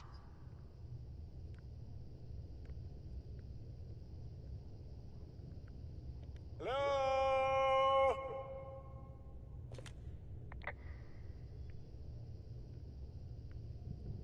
This cave is gated off. It's to stop spelunkers from dying without getting the keys from the Forest Service office first.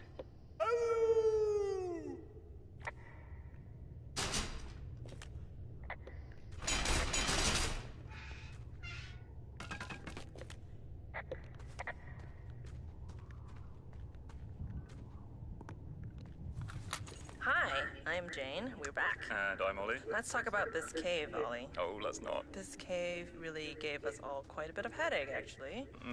I was actually kind of having a mini panic attack because one of the hardest things to light in games actually is any area that's sort of half indoor and half outdoor, and this cave is a pain in the butt to light. It is. Well, having we thought you'd be an old pro at this, having worked on a game called The Cave. But yeah, it caused a lot of problems in terms of the logic gating of the environment switches, because every time the time of day changes in the game, it then like sets that time of day. Because there's no doorway really. So the way the cave is lit, it actually just changes the time of day in the whole game. So like when you hit the trigger, if you could somehow magically transport yourself back outside the cave, you'd see like the sun spinning through the sky, the sky changing, and it was really hard to make that process invisible to the player and make it feel natural.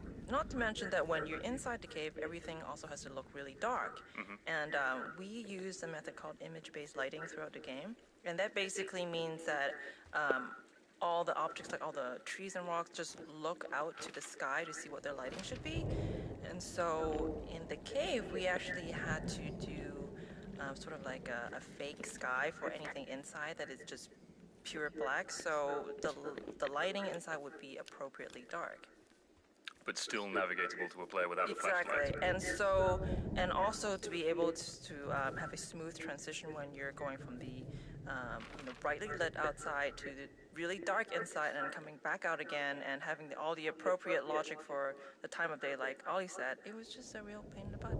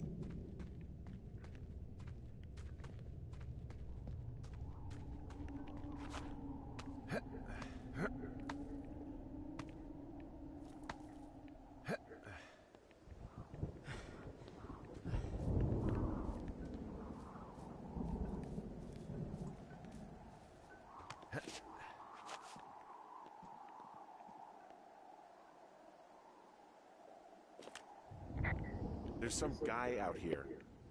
Some guy? Wait, he's looking at you? Is he doing anything else? I don't think so. Henry, there's something someone should have told you about this area. What is it? It's outside. Come on. The whole thing. And people come and go as they please. It's madness. Yeah, okay. I get it. Look, bumping into someone in the middle of nowhere is part of the fun.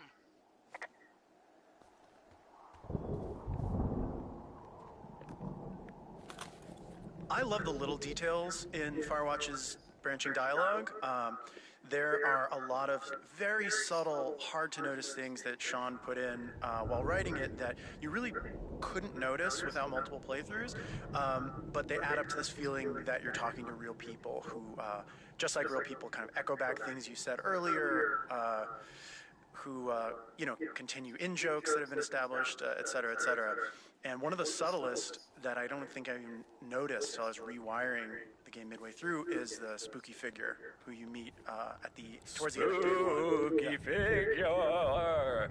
If the teens call you a creep, Henry calls the guy who's putting a flashlight in his face a creep. Right. And he goes, "There's some guy out here creeping," or he says something like, "He's a creep out here." She's like, "A creep, Henry?" He's like, Right. "Yeah, there's a guy who's spooking me out here. I don't like it." And I mean, I like doing stuff like that. I pay a lot of attention to the sort of infectiousness of language. Yeah. Especially in this office. someone will start using a turn of phrase that then I'll be at lunch with someone later, or I'll be out with Jake or whatever, and then I'll hear the phrase Theory crafting through them, Yeah. you know, where it's like, you know, like if somebody was saying, oh, there was a total creep outside at the bus stop, then it wouldn't be long, like 18 hours later, it would be totally conceivable to hear Jake be like, oh yeah, that guy's kind of a creep. I don't know if we should have him by or whatever. Yep. And I'd be like, man, okay, like that word is now like bubbling along the surface of our social networking. And people are like that. People are weird, sort of like passive, like non-participatory sponges sometimes. Yeah. And I just like putting that stuff in the writing. And you can do that in games in a way that you can't do that in other media. If you do that in like a book or something, it's so double underlined that it feels like you're making a big point as an author. But in a game, because it's player driven and it's passive, it just feels causal and the way the world.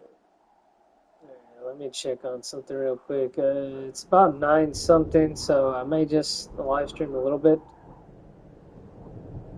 longer and probably go get some breakfast and come back with another live stream.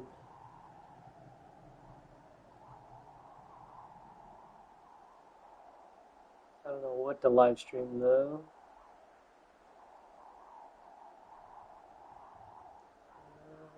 Okay, let's see what I can do. 9:40. 9:40.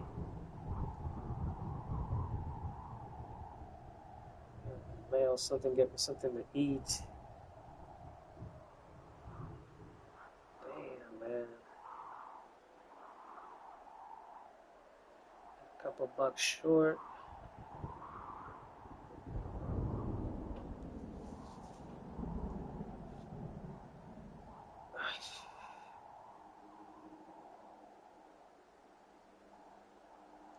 I gotta plan out my day.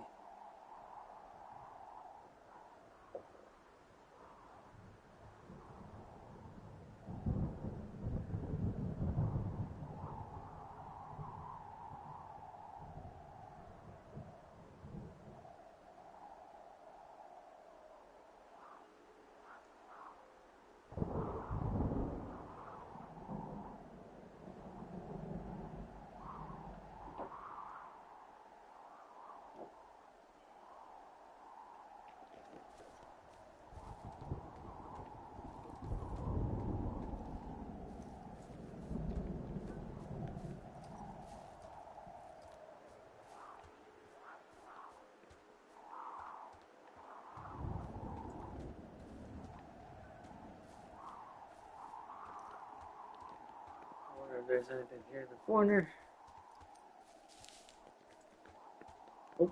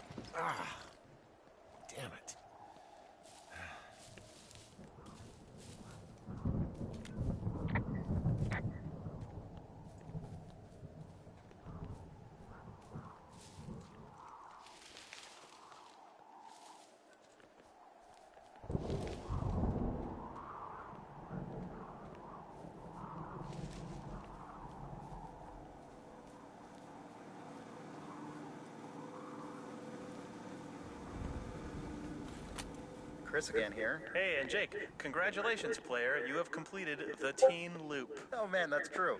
This is the end of what was originally called teenloop.unity, a scene file in our game engine Unity, because we thought that was just going to be the file corresponding to the first this piece of game that you've just played. Yeah, this first big objective. But then we kept building, so all of Firewatch is in fact saved inside of a file called teenloop.unity. So know that for the rest of your play experience, you are inside of the teen loop. Yeah.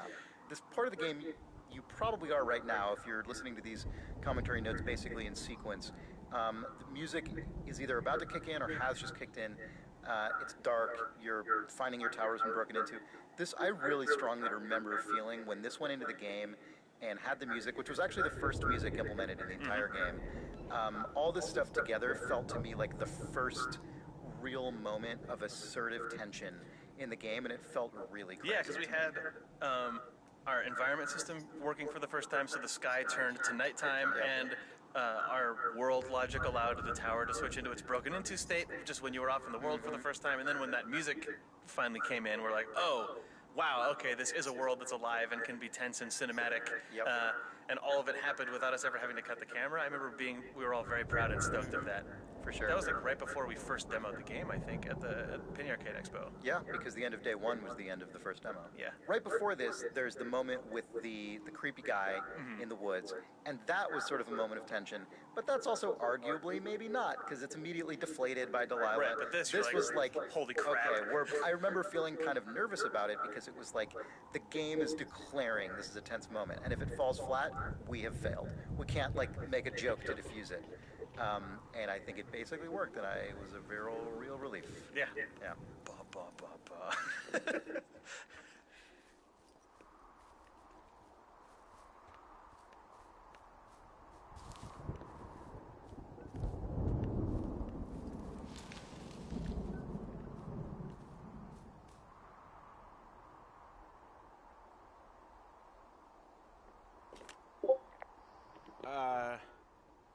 What can I do for you? Well, my typewriter is on the ground, outside of my tower. You right? Yeah, look, the wind? No. How the hell... You should get inside. Fuck me.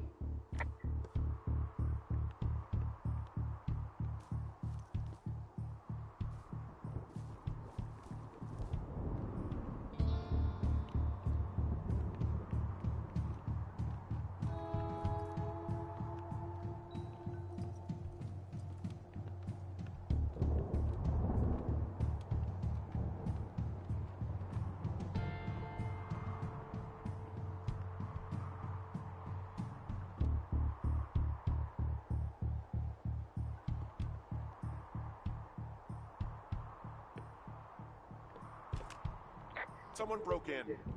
They what? They wrecked the place. Threw my typewriter out the window. Motherfucker. Holy shit. I'll let the Forest Service know what happened.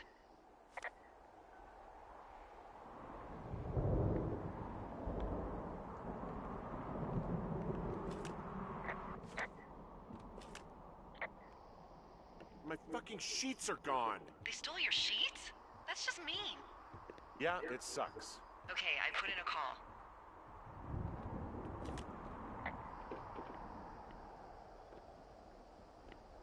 Okay, thanks. Do you have any idea who would have done this? I did probably piss off the girls at the lake. Fuck them. Well, I'll have the Rangers keep an eye out for a couple of young women and question any they find. I can't believe someone would do this. I worry about bears and fires, and that's about it. And now I've got to worry about some, violent campers? Okay, in the morning I'm gonna call my friend Patty, who works the desk down in Cody. They keep a list of everyone who's officially been in and out of the trailhead since, I don't know, forever, and see if we can get a list of names. We won't get much, but at least if anything else happens, we can refer to it and see if anything comes up. Thanks. I need you to feel safe out here.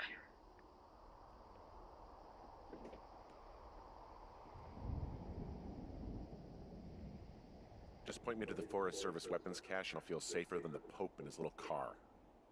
Yeah, Someone made the choice years ago that leaving people with infinite amounts of alone time and a gun was kind of a bad idea.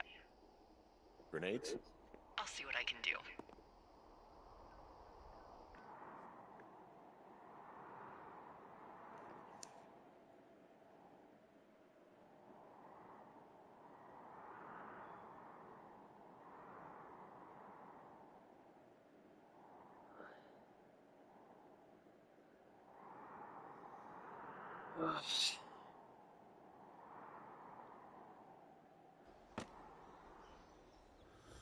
Wake up.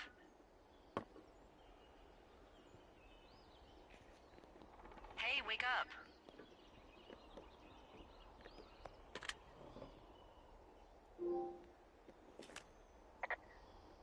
I'm awake. I'm awake. What's your problem? Our problem. Sorry, our problem. That storm knocked out the phone line I used to talk to the service, which means we're cut off. I tried radioing out, and that's not working either. I don't really know why that would be the case. I mean, we've had issues with the radios going out in this area before. Can I go fix it? Well, you probably can't, but what you can do is hike out to where the wire runs through your area and report back if it's down. Then I can track down a ranger to get someone on it. Okay, I can do that. Where is it? Remember that cave you hiked through yesterday? Yeah, of course. So you're gonna want to go back there, go through it, and keep going straight to the north when you come out. Will do. Thanks, Hank.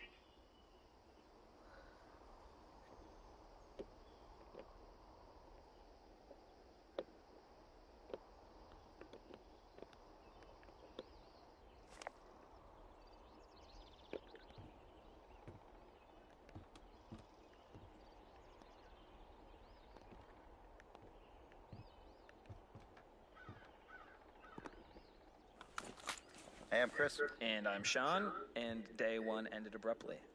A lot of games don't do that structurally. Yeah. You sort of get to an end point, you touch a flag, or you continue on infinitely with no cuts. Right. Cuts are very rare in games that have sort of a... First-person games especially. Yeah.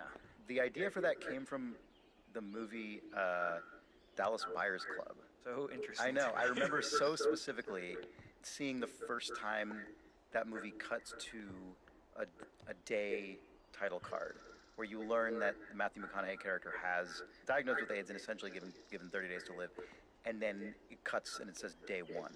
And it was that was like a gut punch when you see that because of what it implies. And I was like, oh man, our game is set in basically a limited amount of time, and there's like this tense thing that happens that makes it, it's not as though there's like a specific date that's coming up, but there is like tension now that exists. Also, we had to figure out just how to get around the fact that we had a big open world and needed to tell a linear story, and so I just came in the next day and pitched that idea based on that movie. And we all just thought it was like stylish and interesting and solved so many problems, so we did it. Ended up creating a lot more problems, but I think it worked overall. Yeah, that's great.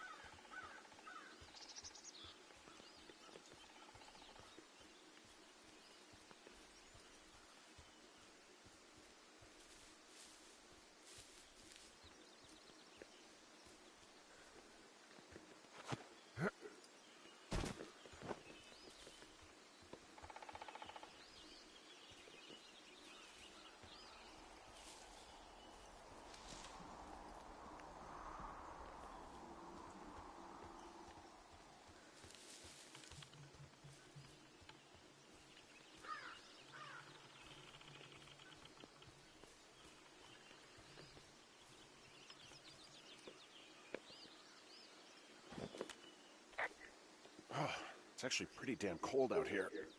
Roger that. Warms up fast. The mornings are cold in Boulder, though, right? Yeah, they are. What did you get up to down there? I mean, what's life like?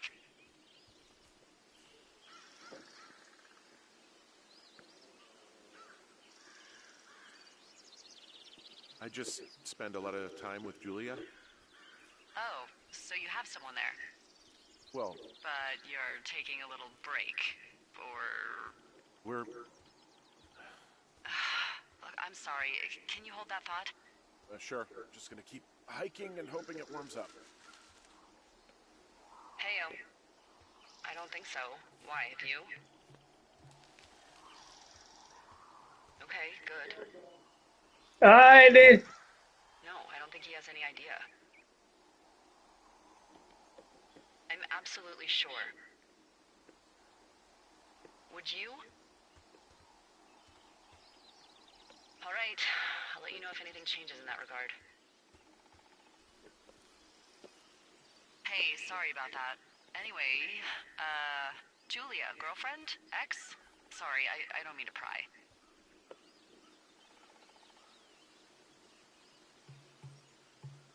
That would be my wife, Julia. Oh, like your wife? Or like she's taken half my stuff wife? My wife. But you're here.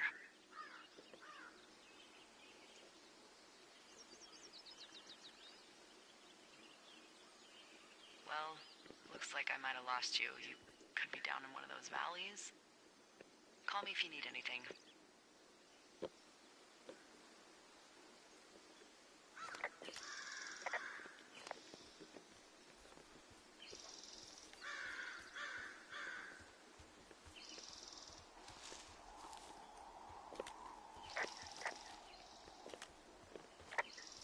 Man, I don't like how the dialogue, you gotta think very fast in this game.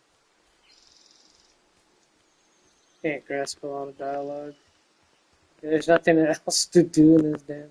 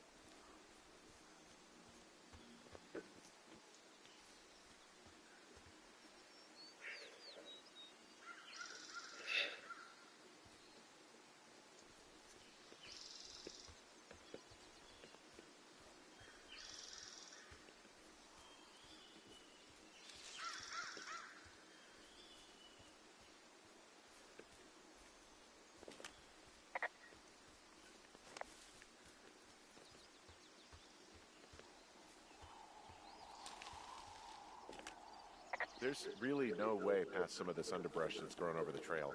See, the thornier a trail is, the less inclined a ranger is to want to deal with it. They'll just hike or take their horse a different way.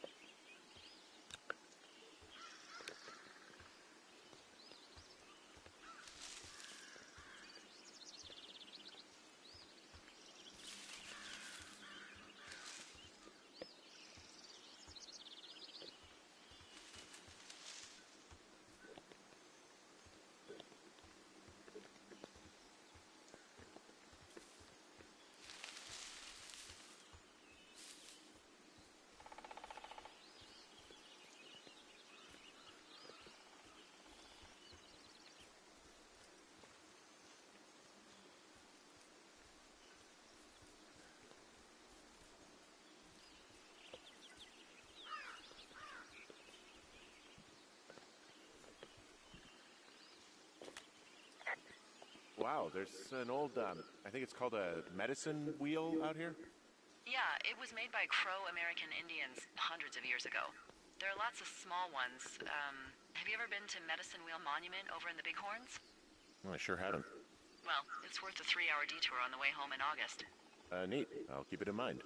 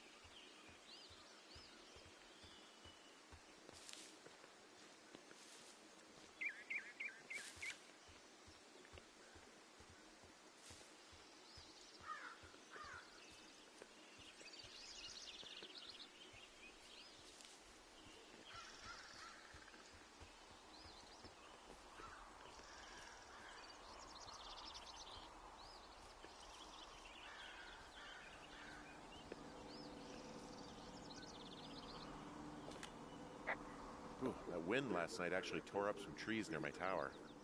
I know, right? Ugh, it's out of this world. Now, imagine we had a big fire burning. Yeah. Jesus.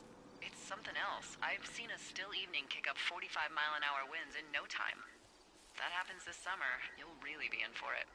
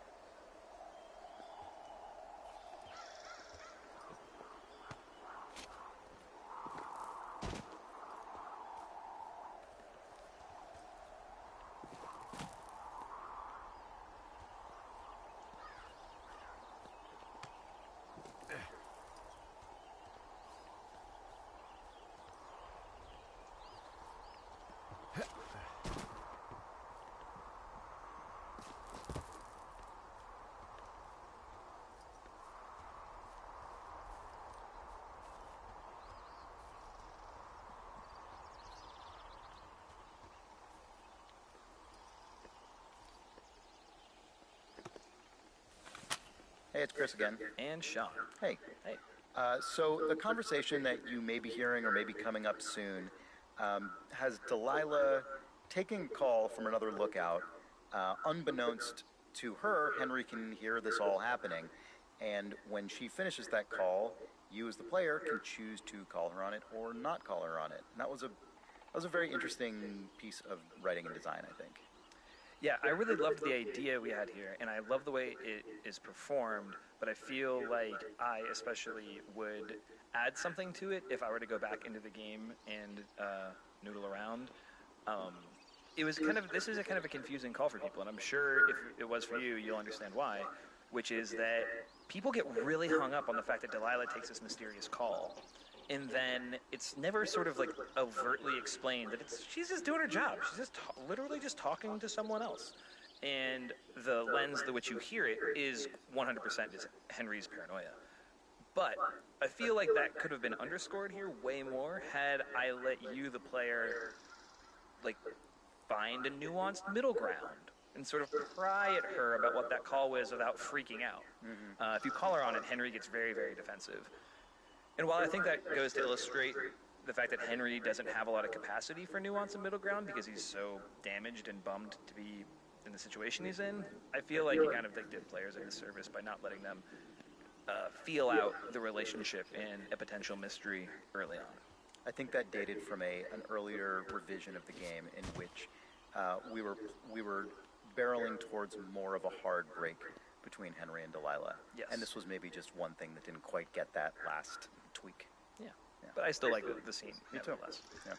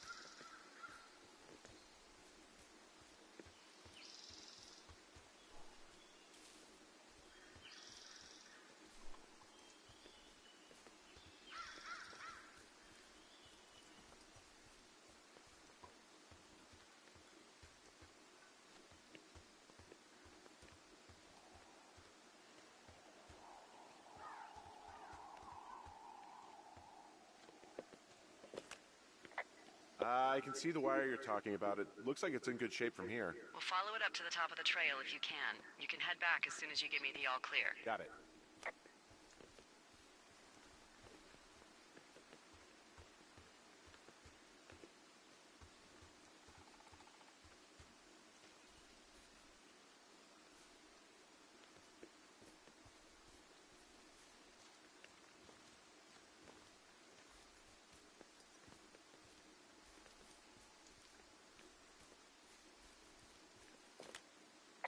So we really can't reach anyone any other way than these wires? What else do you suggest? Smoke signals? Just seems dangerous. Well, if they don't hear from me for a few days, they'll send someone out, but I'd rather it not come to that.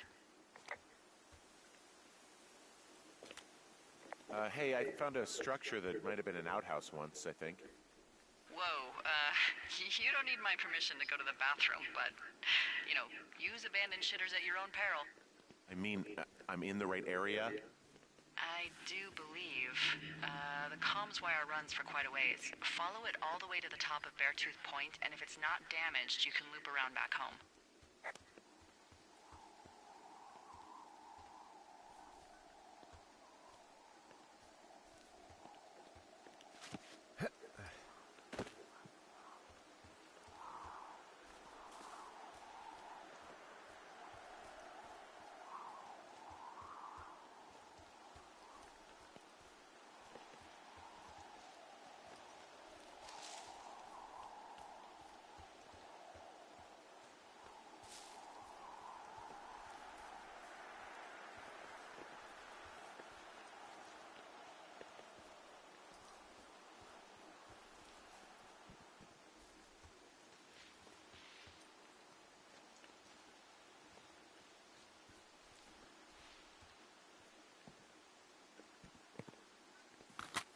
Hey, it's Jake again. And Mark's here. So is there anything style-wise that you had to consider on this game as opposed to doing work in, I don't know, a lot of the other stuff you've done is probably more AAA in scope? Yeah, I mean, my previous work, I've done a lot more just ridiculous, over-the-top Hollywood-type blood squibs and explosions and laser beams and that kind of jazz. So it was neat to just sort of stop and think about what the relevant effects to walking around a national park would be. Right. Just sort of ambient, natural, secondary motion that you would want in the world without it being obnoxiously overpowered as most things you would do for a AAA action game. The entire world looks hazy and covered in smoke as the fire gets closer and closer, and obviously we couldn't just fill the entire world with smoke because everyone's graphics card would melt and it would also look like a big pile of garbage. So it seems like you and Paolo, who did a lot of the sort of programming side of this, ended up inventing this thing that the team called the Henry's Smoke Barfer, which... I do think Nels actually coined that one, but yeah... It was probably Nels. Yeah, it's a very Nels thing to say. Yeah, Henry at this point in the game is wandering around with basically a pigpen cloud around him. When you see the sparks flying around on day 79 or the sort of lingering haze on days 77 and 78, that's actually just Henry's body emitting those, then leaving them behind in the trail. I made up a group of emitters that rotate around the watchtower that, if you look real closely, you could probably make it out, but it gives that sort of feeling of it's super intensely smoky outside without you're in the middle of this big swirling storm, but actually it's just, 6 feet of smoke spinning around the outside of the building. Yeah, pretty much.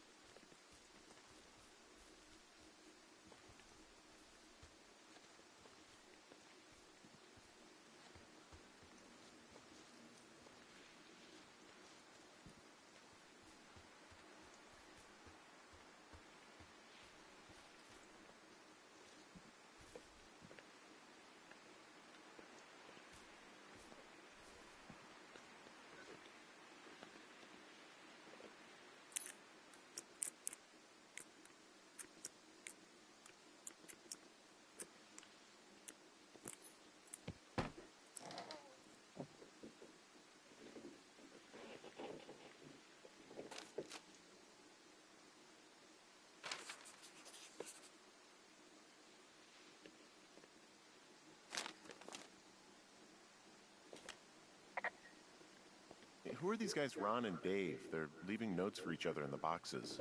Is there any chance one of them was that guy I saw in the canyon? You know, the guy with the flashlight? No, they're both rangers. They're not out here this season. I didn't really know him that well, but I always assumed the only thing Ron cared about was chasing tail and getting loaded. It's somehow comforting to know that he was able to keep up a correspondence with someone who wasn't going to send him a topless Polaroid.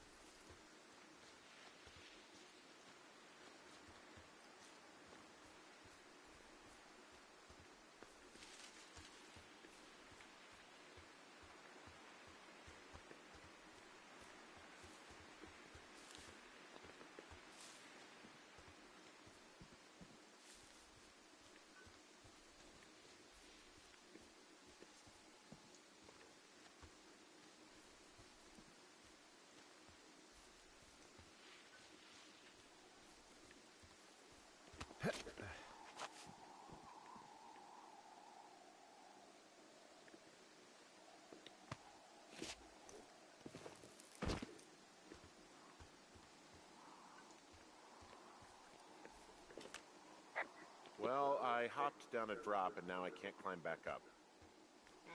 That is a pickle.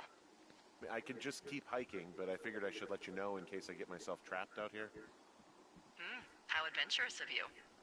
I've been doing a lot more climbing out here than I expected. Well, keep your radio charged. I'd hate to one day find a skeleton with an orange backpack at the bottom of a ravine.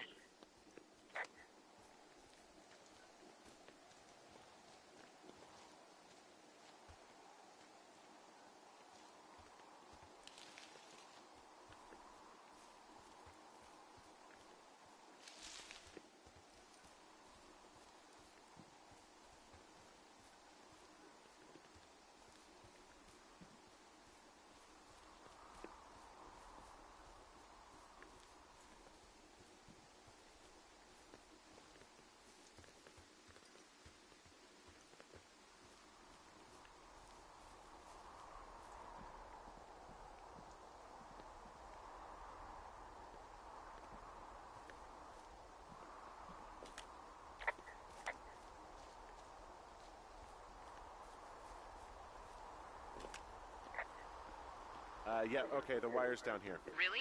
Awesome. Good find. It's like, I don't know, a mile and a half east of me. You just follow the trail up the hill, you can't miss it. I'll go see what the damage is.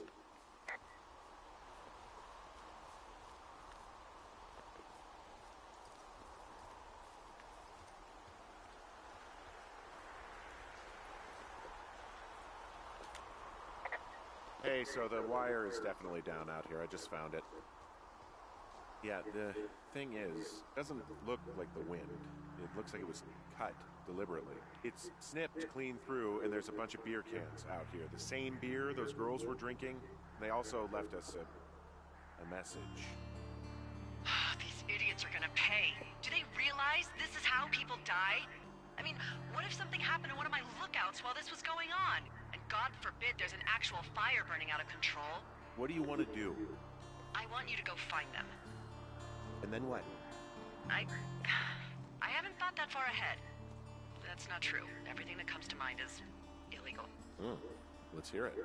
Oh yeah? Hey, I came out here for a breath of fresh air and some adventure. What do you got? I think I want you to just find them and scare the hell out of them. Yeah, I'd make a spooky ghost costume, but they stole my sheets. I don't know. Wait for them to wander off and wreck their camp. Something that would make a teenage girl run home to mommy and daddy. I'll find them. Thanks. But I am gonna need a raise. Don't hold your breath. I'd start by hiking back towards your tower and just keep an eye out for anything that would lead you to them.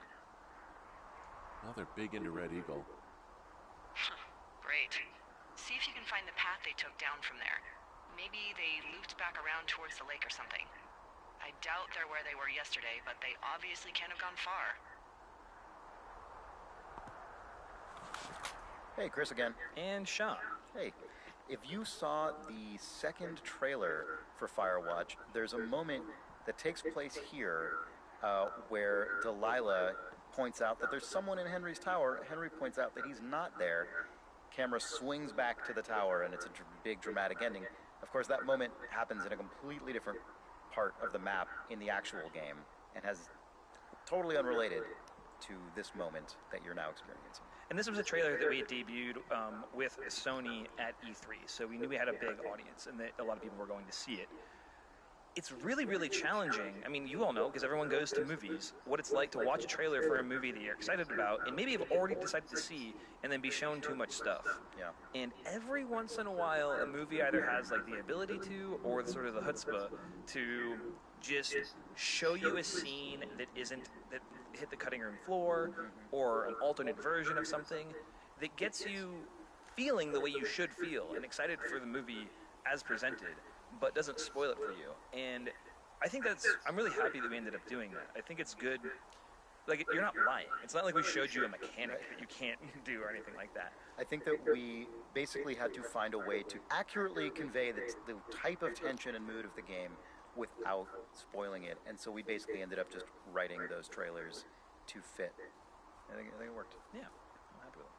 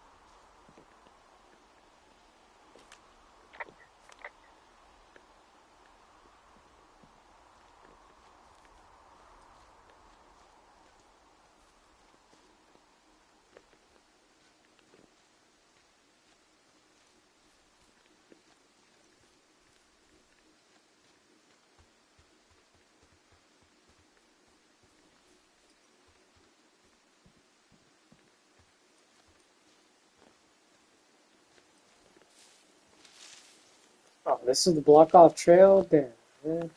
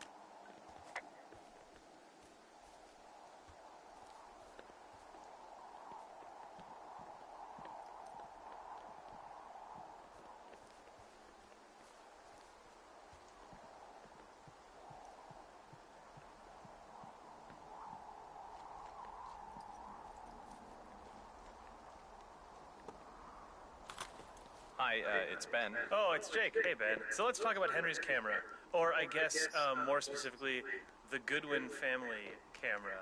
We liked the idea of Brian and his dad bringing one of those little cardboard cameras out with them, and we had thought at various points in production, maybe we should cut taking photos because it's really complicated. Maybe you should just see the ones at the end in the credits and be shocked by the Goodwin family. When I joined the project, I actually was super excited about this feature. I liked the idea of having the camera have a little bit of a real-world feel to it. People seem to like when you showed an animated GIF of it on Twitter. People went crazy remembering these things. Especially once the idea was proposed that on PC you could print out your photos or you could upload them to the internet and get them developed, which is the thing that we do. Yeah, the photos that we take are actually secretly 5-megapixel, first generation digital camera quality photos, but just good enough that if you print them out, they look okay. Yeah, once we went all in on that as a concept, it seemed like having the camera in the game was an essential no-brainer, and then we went all in on making it work like a real camera. We really wanted, you'll have a fixed number of shots you can take. Every time you take a picture, Henry has to wind the camera by hand. And some players ignore it and don't take pictures. They'll take the 2 that Delilah tells you to, and then the end credits will play and they'll see 2 pictures and maybe have a little feeling of loss that they didn't participate in that feature. Yeah, or people who get super bummed because they get really into the mystery and take pictures of strange machines and ripped up campsites and a dead Brian Goodwin, and then get to the end credit sequence and go, oh, that was me. Yeah, they only see the sad things. I like that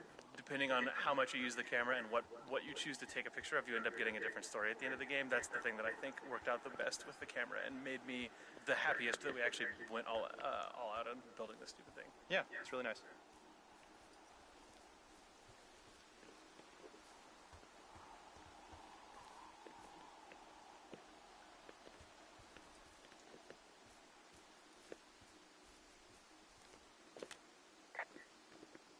Do you see anything from yours, clues as to where they could be?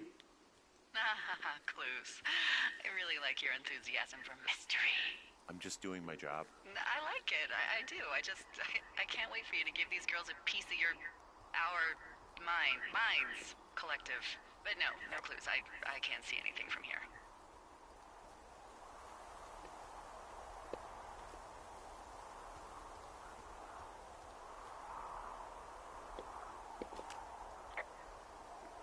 Hey, I'm out at a ravine. What's this thing that spans across it? That is how you get to my sector. No kidding. Well, let me hike over. Well, it's locked up and mainly for emergencies. I've never actually used it. Rangers use it from time to time, but that's it. Help! Oh, God, it's an emergency! Oh, really? Yeah, I got eyes on a tornado. I gotta get out of here. A tornado in the heart of the Rockies? Yes! Holy moly, I need to call this in. Tom, Two Forks sees a tornado. He says he needs an evac into my sector. It's a meteorological impossibility. There haven't been tornadoes in the greater Yellowstone region in 100 million years. You're gonna need him to stay and take a detailed personal account, even if it means giving his life. Okay, I'll tell him. Sorry, Hank. No dice. Man.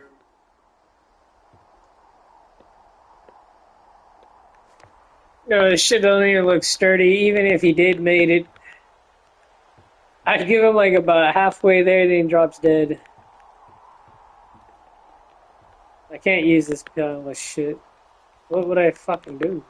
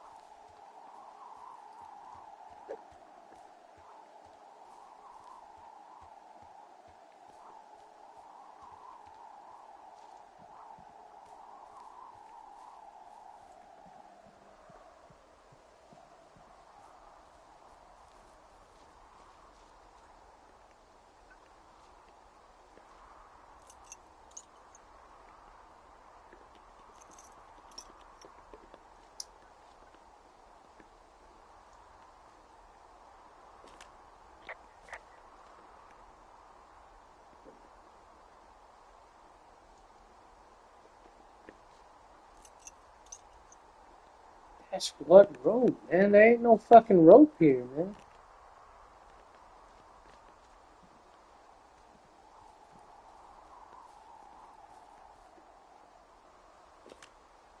There's an abandoned pack out here. And it's not one of the teens? No, it looks like it was lost a long time ago. Well, you could always pilfer it for supplies.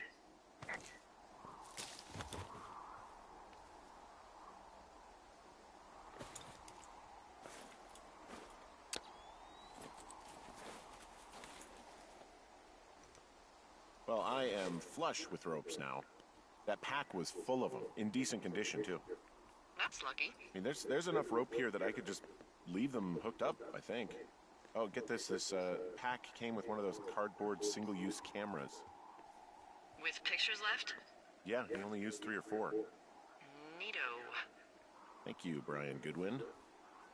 Wait, who? The bag had the name Brian Goodwin sewn into the top. Huh. Wow. Do you know him? Yeah, I just haven't heard that name in a few years. Was he a ranger or something? Oh, no. He was stationed in Two Forks, your lookout, with his dad Ned 3 summers ago. Great kid. You can bring children out here? No. You know, I'm not a stickler for rules. They took off halfway through the summer.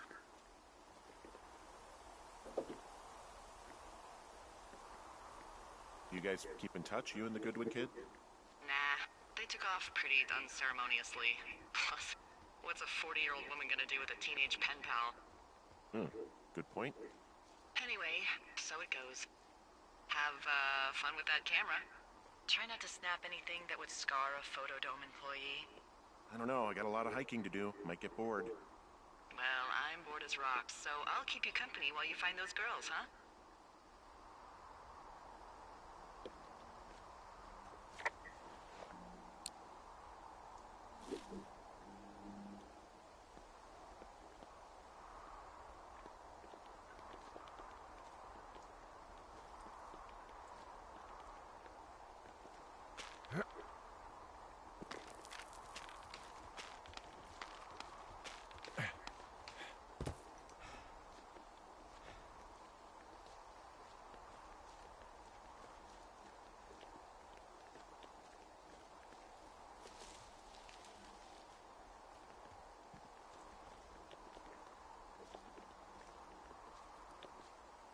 You fucking kidding me? You can't get down?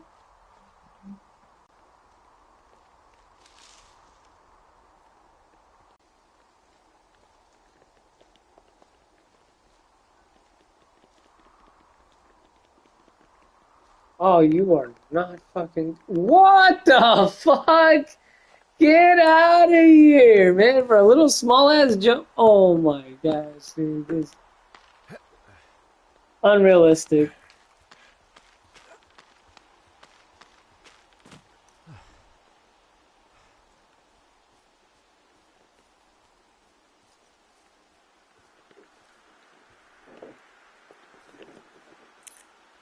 1, 2, 3, right?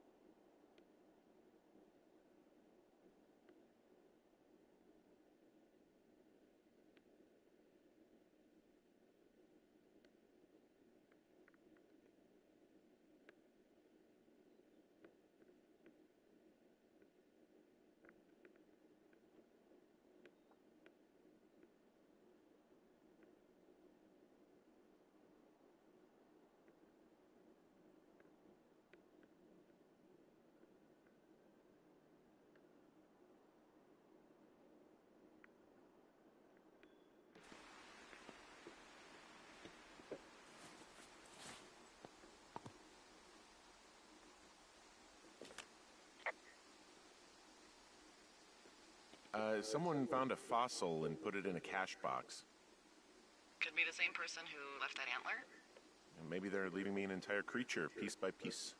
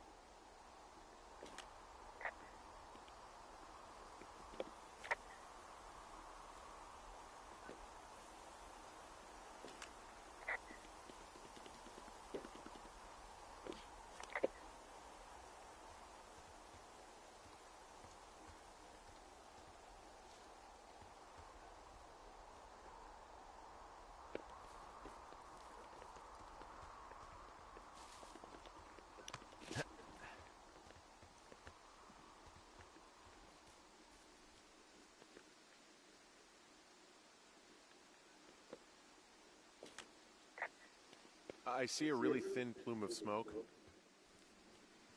Yeah, I see it too. A thin plume like this is either a new fire or a campfire. Campfire. You think it's them? I reckon so. It looks like it's to the southwest of me. That's right. If you hike towards 5 Mile Creek, that should put you in the neighborhood. Keep an eye on that smoke plume. Let me know if it's getting any larger. Will do.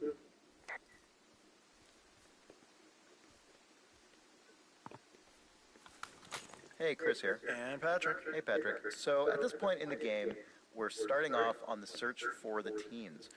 One big challenge we frequently had on Firewatch was figuring out how to guide players when the person giving you your current objective doesn't actually know where to send you. Delilah knows you need to find the teens, but neither of you have any idea where to start. And in this case, we used telephone poles to get you up to Beartooth Point, and we're now using some beer cans to sort of lead you in the general direction away from that. Of course, we rapidly saw that these teens were drinking a truly ludicrous number of beers in one walk. I think you and I both placed quite a few of these beer cans, probably you even more than I. Yep.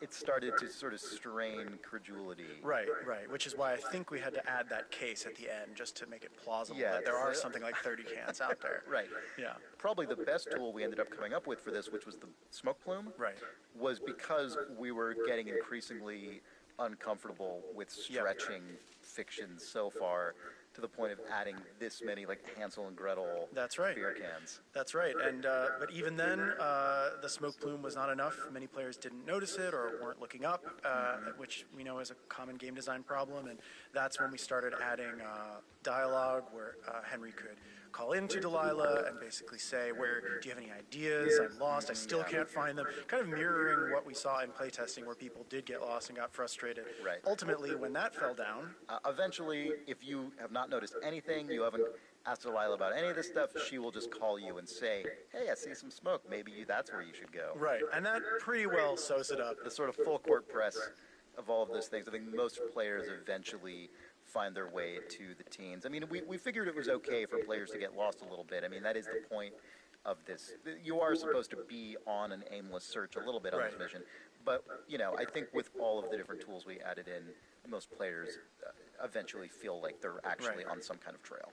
I mean, I suggested an omniscient satellite AI that could contact you and tell you exactly where to go, but that was shot down. Yeah, it was a late cut. Yeah.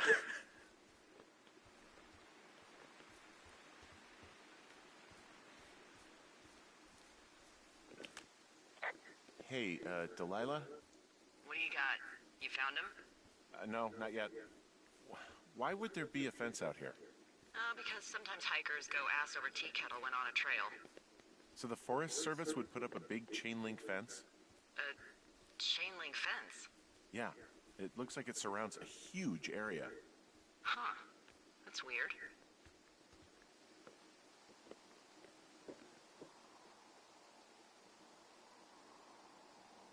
Who are they keeping out of here? And why? Geez, I don't know. Maybe it's biologists, you know? Well, they don't want people traipsing on their precious lichens. What's a lichen? Wouldn't you liken to know? Oh my god, goodbye. I'll ask next time I talk to someone, but that'll probably be a few days.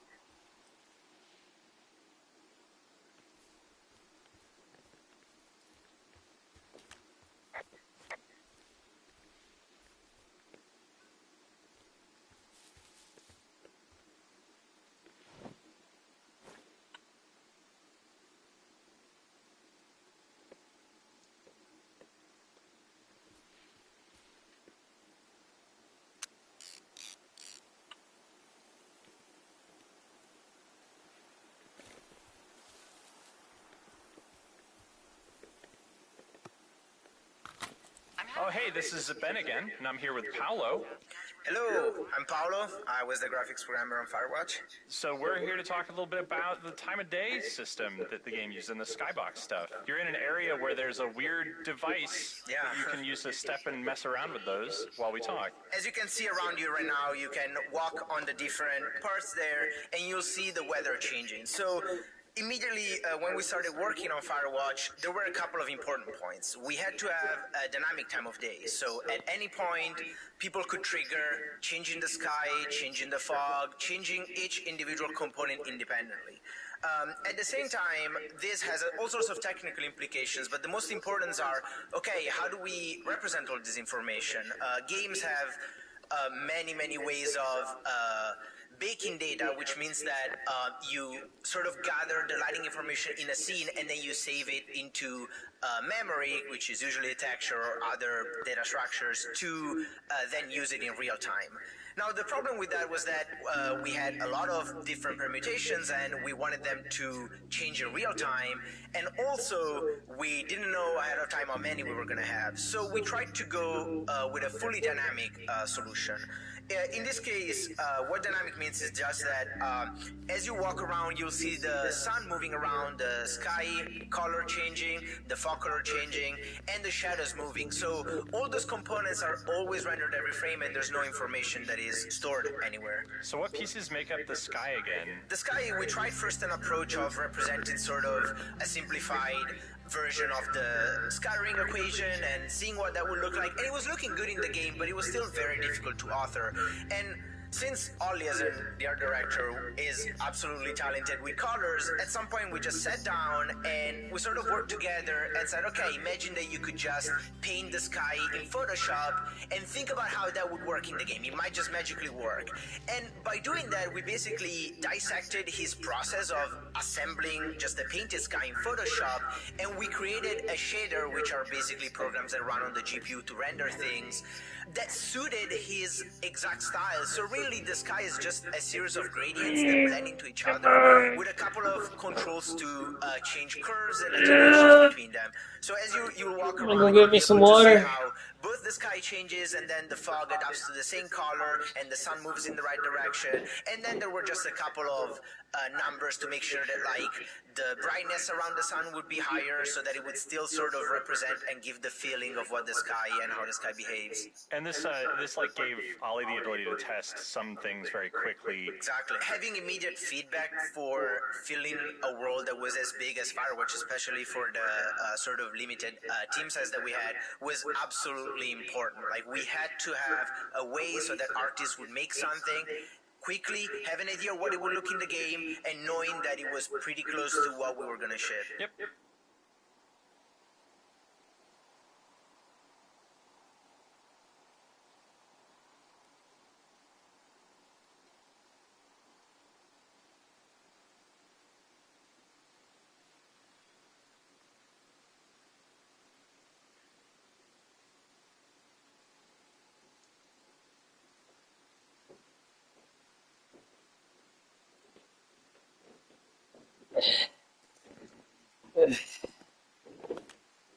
Do you think those girls could be behind this fence?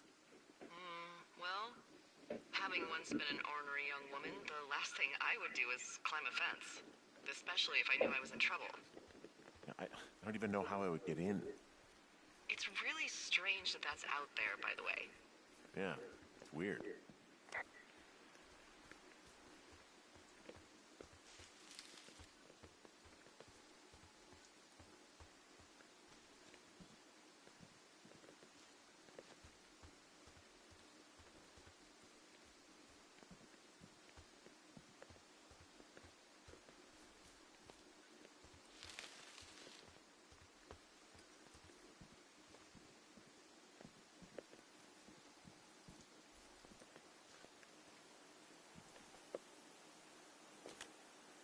Hey, remember that guy from yesterday, the guy I saw hiking home? Yes? Maybe he was from this fence place. From the land of the fence. Yes. You know what? I'll make a note. You might be onto something.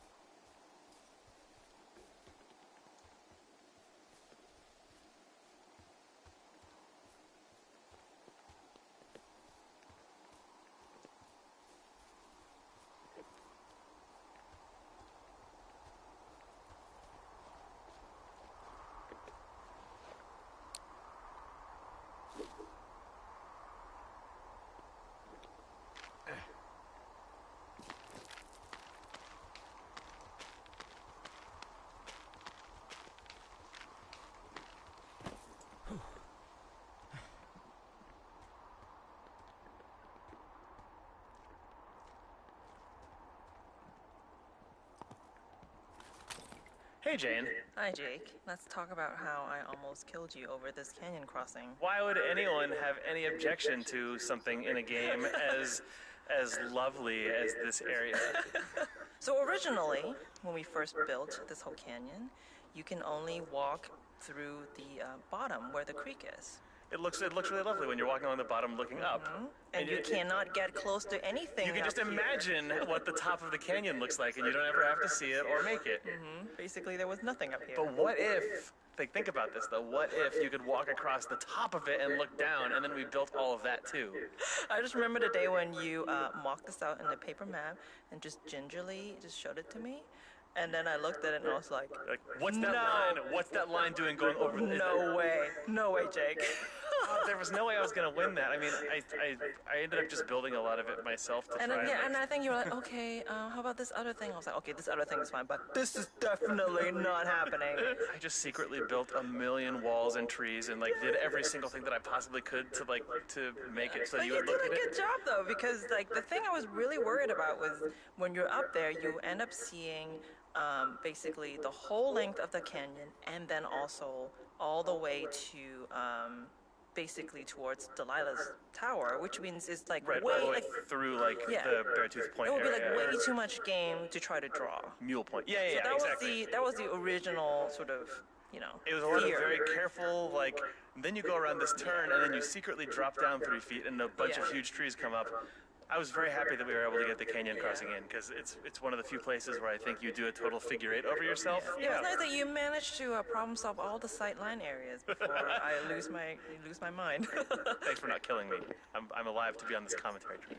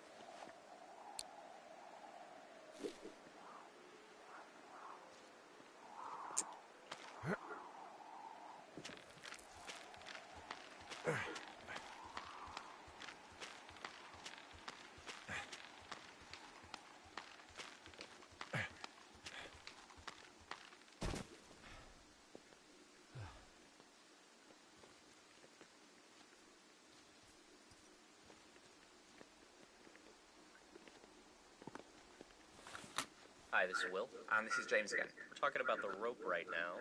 Yeah, there is a lot of backtracking. I noticed that. Yeah, the rope was the very, very first thing I ever did in the entire game. It kind of seeped into being quite an important part of the world layout. We sort of had this whole Metroidvania items thing, and the rope was very much our first, like, you know, that's the rockets that let you get through the door in Metroid. It was such an early flag we planted in the ground for ourselves. So, yeah, there were lots of technical things, weren't there? All of the rope climbs are different. All the rope slides are different. Minorly different, but different enough. So the rope 3011? Physically simulated. It couldn't be just a pre-canned animation. In order to get that to work, it took a ton of time, lots of iterations. In the end, I had to basically make Henry's hand a gravity well whenever he's on the rope, and then grab the nearest parts of the rope and reskin them to bones that I was just making out of math around Henry's hand and belt. So his like left hand, right hand, and belt are all take over as fake bones, and we reskin the rope every frame to get that to match up perfectly. And if you look real close at the rope, you can see sort of a little bit in front of his hands, the texture on it. The tiling changes and kind of squishes and stretches and squishes and stretches as you go down, and that's because the rope position doesn't naturally always like line up with even spacing when I swap in those fake bones. Yeah, the rope is one of the best examples if you were to like zoom the camera out and look at what's going on, where like I'm sort of animating by the seat of my pants and like just keeping his hands in the perfect position so that that transition between the physics rope and the skinning version of the rope, you know, doesn't blend too strangely. And it's probably the set of animations in the game that has the most versions made. There's probably like 10 different versions of climbing down. There used to be things where your hands would swap in front of you, you know, picking the rope from one to the other, and obviously that is unbelievably, ridiculously complicated once we had a physical rope.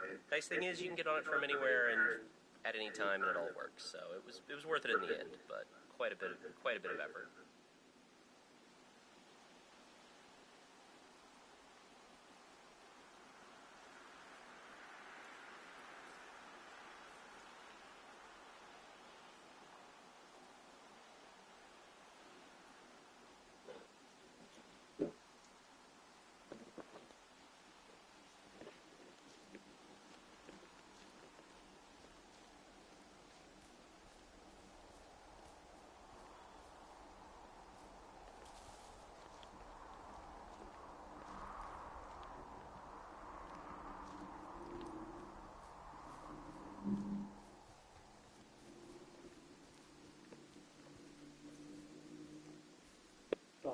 Oh yeah, that's that one area.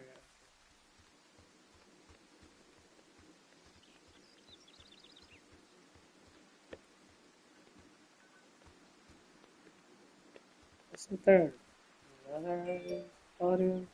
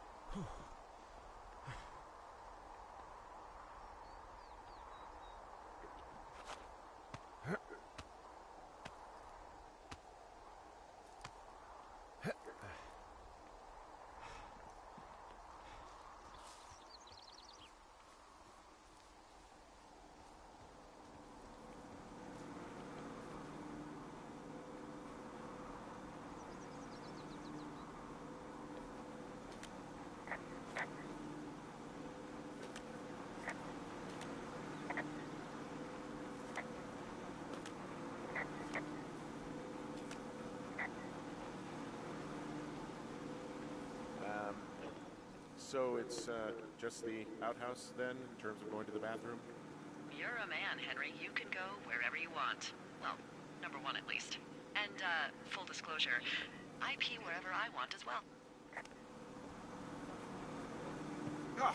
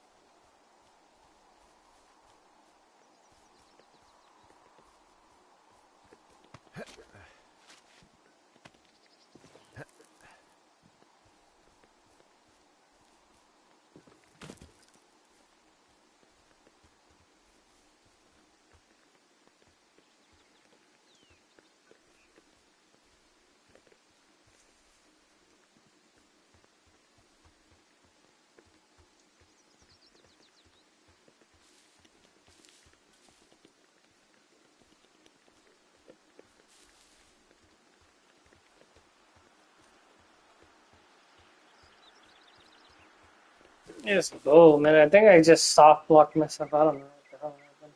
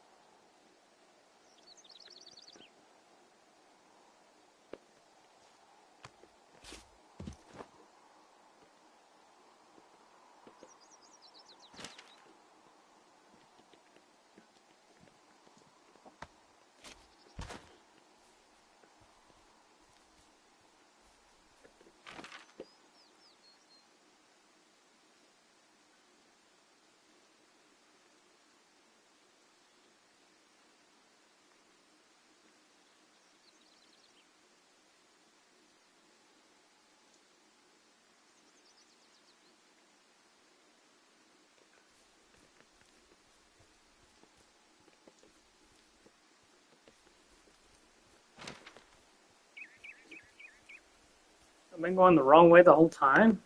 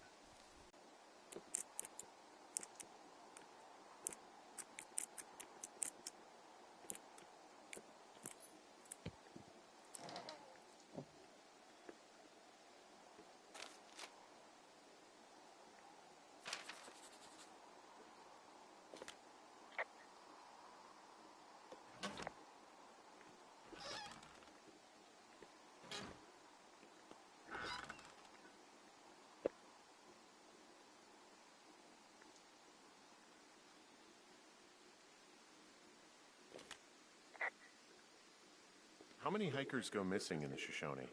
More than none, unfortunately, with most of them being in this area. The thoroughfare because it's so remote. Why? I found an old flyer for a missing hiker. It just got me thinking, that's all. Like how you said one day you were talking to the Goodwins and then the next you weren't. Ned Goodwin didn't get mauled by a bear or stuck in a ravine. He was just a PTSD'd a-hole who dragged his son out to do a job and realized it was a bad idea. PTSD? That doesn't sound good. Yeah, I don't know. He was in the army. He was off. It's actually the saddest story. He was only discharged because his mother, Brian's grandmother, died. She'd been taking care of him, and Ned was the only next of kin. Damn. And you got to know Brian a little bit? Yeah, I talked to him way more than I'd talked to Ned, that's for sure. How was he at, spotting fires? Better than you. He actually liked to stay in the tower.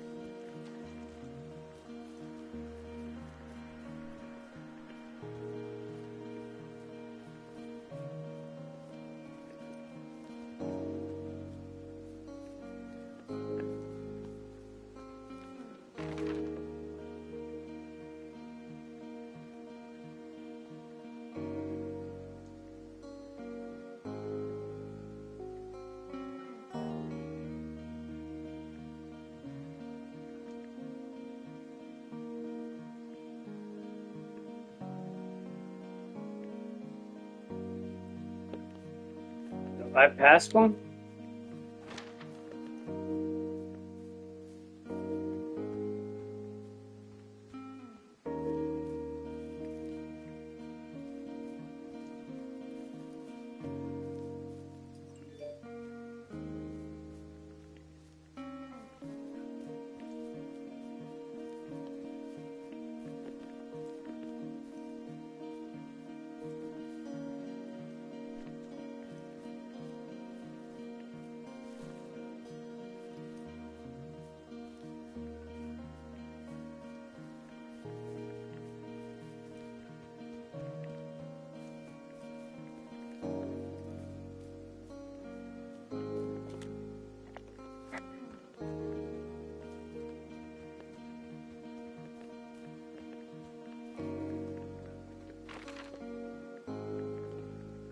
And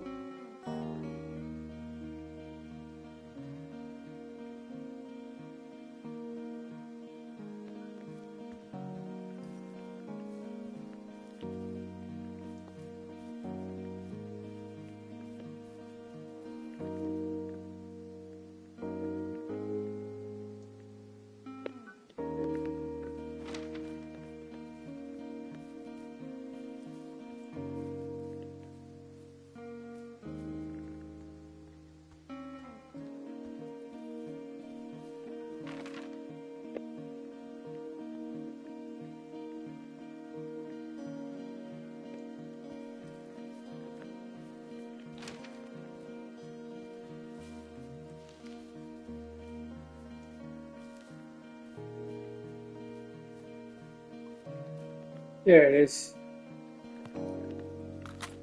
Hi, this is Ben again, and I'm here with Paolo. Hello.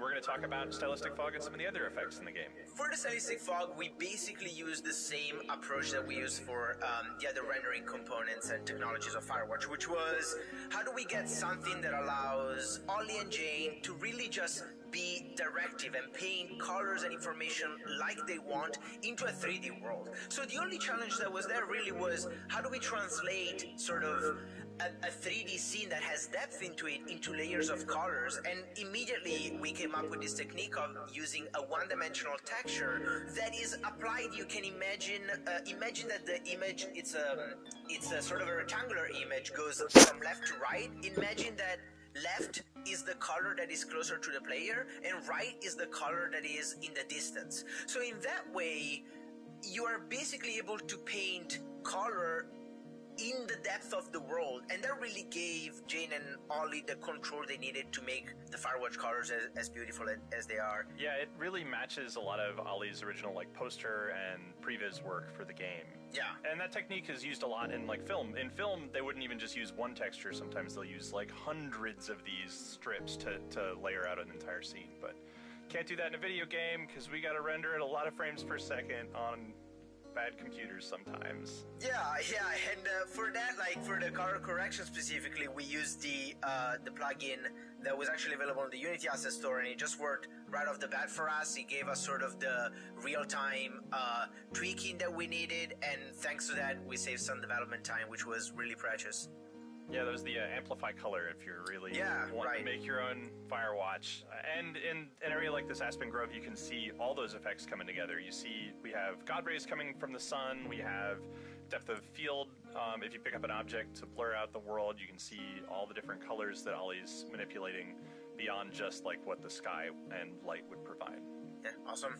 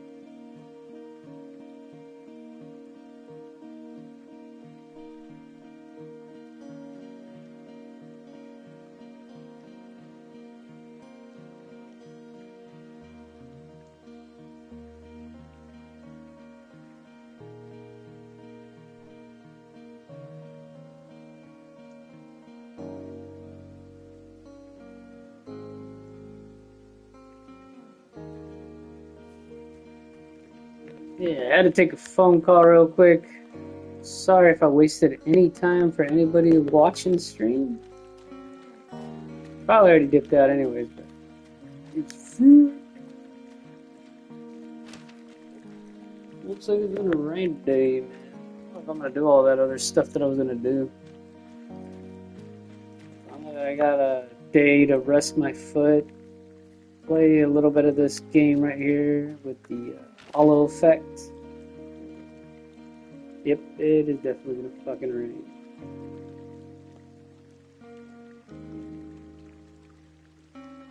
I'm getting nearby with one of those talking stations. I'll probably get back to the camp, cut it off here, and then continue on from another game. I will be heading to the Twitch channel later in the afternoon.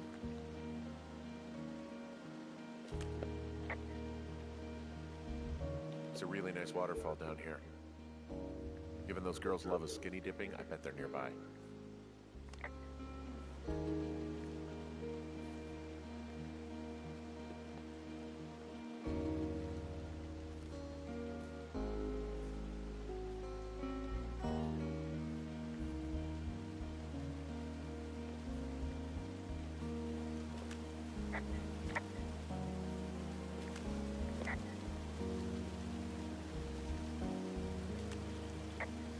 So you literally just programmed to sit there?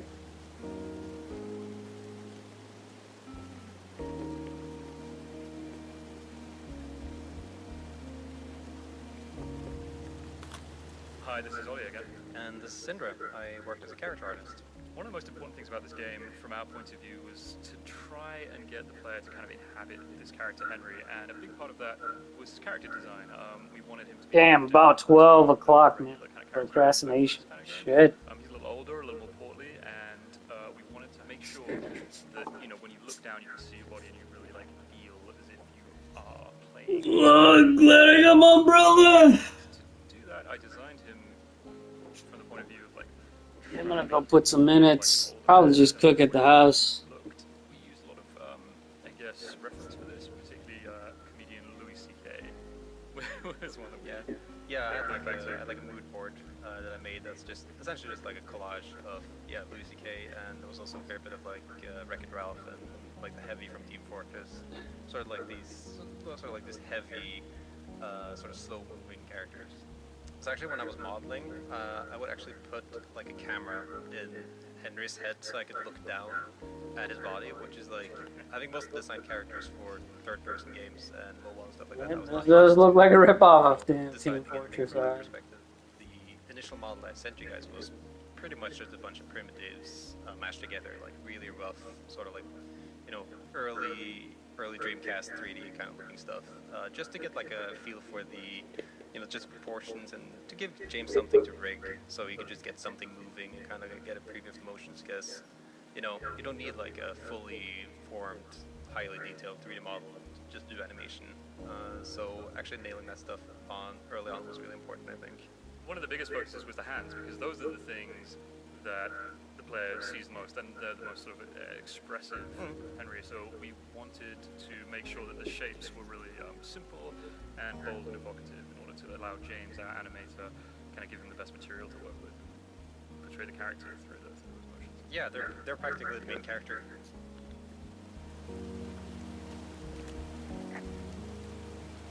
There's some cloth out here. It looks like it was torn from something. Strange. I'll keep looking around.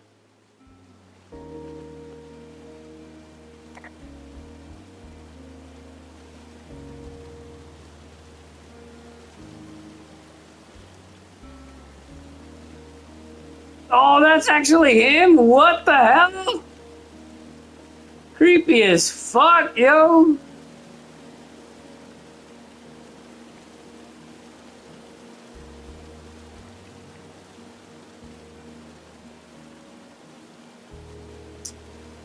I was trying not to get close thinking it was gonna start a dialogue, but damn.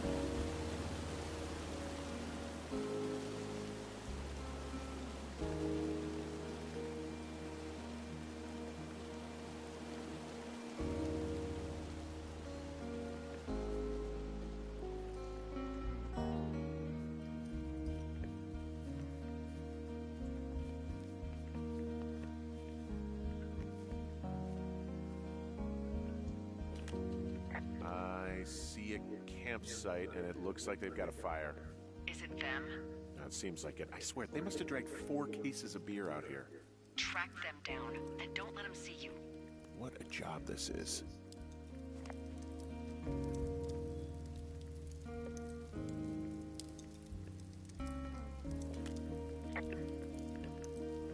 These girls have a full case of beer left here. A full case. Well, they're impressive little shits, I guess. That is some dedication.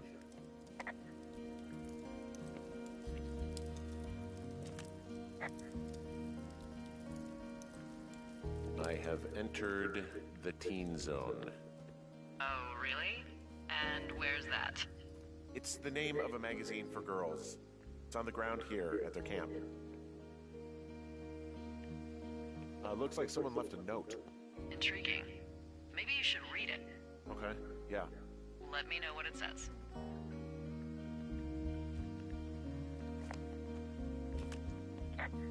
Some of their clothes are all torn up. That's not good. You know, maybe I should take one of their sleeping bags as payback. At this stage, take whatever you want.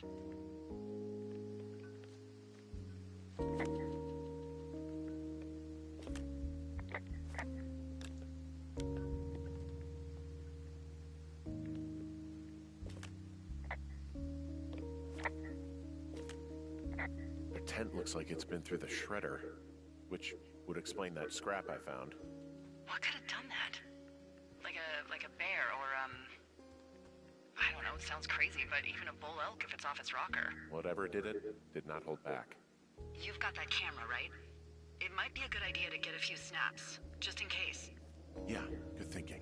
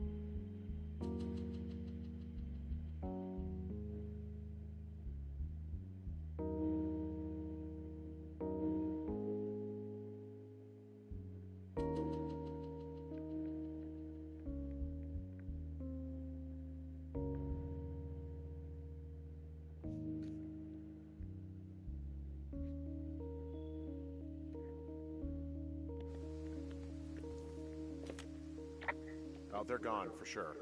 Well, what's it say?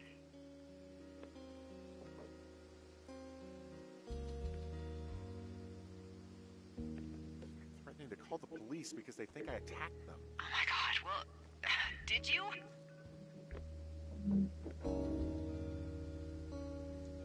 No, well, hey, I didn't do this. Okay, someone or something went to town here, but it wasn't me. Because I told you to scare them, not assault them. I didn't. Of course I didn't. I just threw their stereo in the lake. Yeah, I really wish you wouldn't have done that. This is, I don't know, weird as hell, but it wasn't me. It's okay. I believe you. Weird stuff happens in the woods. It could be other campers. They could be having a bad mushroom trip. We really don't know. But they're gone. There's no way to call the cops. They're not coming back. And we can get to work. like to start enjoying a quiet summer. Yeah, me too.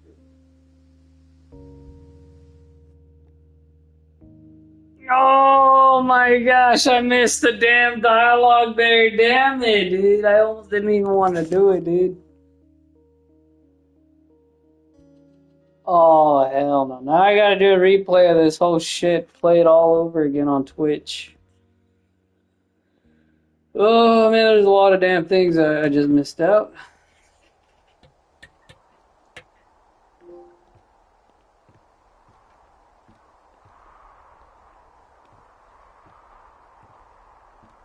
Hey, Henry? Yeah. What do you look like? Why are you asking? Because I'm horribly superficial.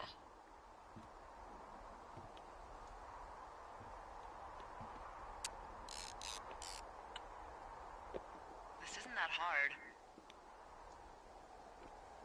Unless you just don't want to answer. In which case... Well, I get confused for Burt Reynolds all the time. Oh, is that so? Women say that we have a similar musk. Uh-huh. Hey, you asked. Okay, well, that gives me a good start. Now let's see. In my scope, I can only tell you're a white guy wearing shorts. It's hot. And maybe, by the way, I'm not white. It's not very, PC or whatever they say. Oh my god, you are the whitest man. Wow. I don't need a spotting scope for that. And if not shorts, then what do you normally like to wear?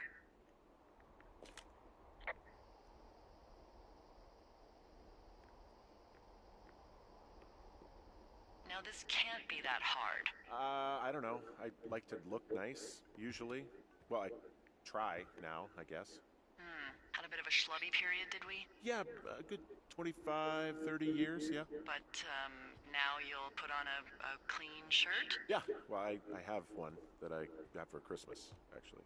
Just, it's navy with white buttons, but I like it. I don't wear it that much, though. Well, it sounds just perfect. Now tell me about your face. I'm looking at you across the bar. What do I see?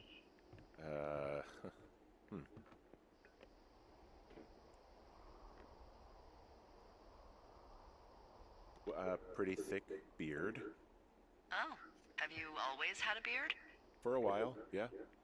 All right, perfect. I want to know about your eyes. Get out of here. I'm drawing you. I need to know. Your what? Is that okay? Don't answer. I'm gonna do it regardless. Fine. Your eyes, tell me.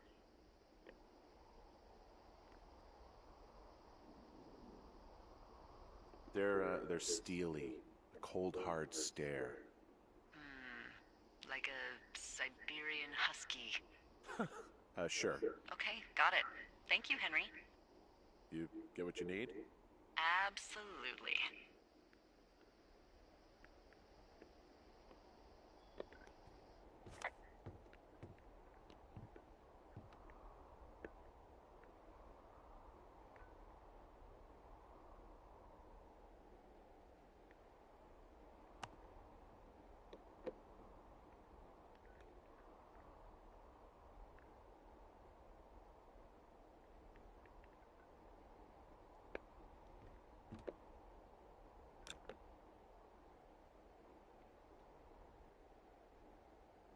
You don't even see her face. What the fuck?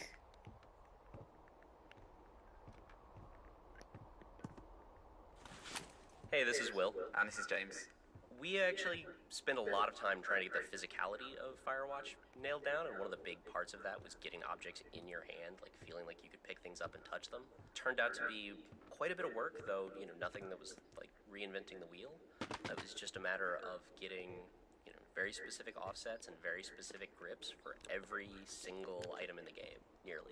We had tons of concepts, and we were looking at all sorts of games, and like Far Cry 2 and things for like, where's the best example of grabbing something in the world and it isn't just floating in front of you in sort of Half-Life 2 style.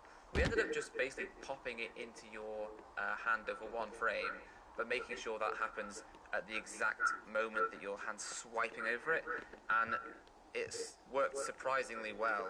There were sorts of strange things as well, though, like these giant hands, and then like you'd put a beer can in his hand and suddenly be like, oh right, yeah, it looks like a little miniature minibar, airplane kind of thing.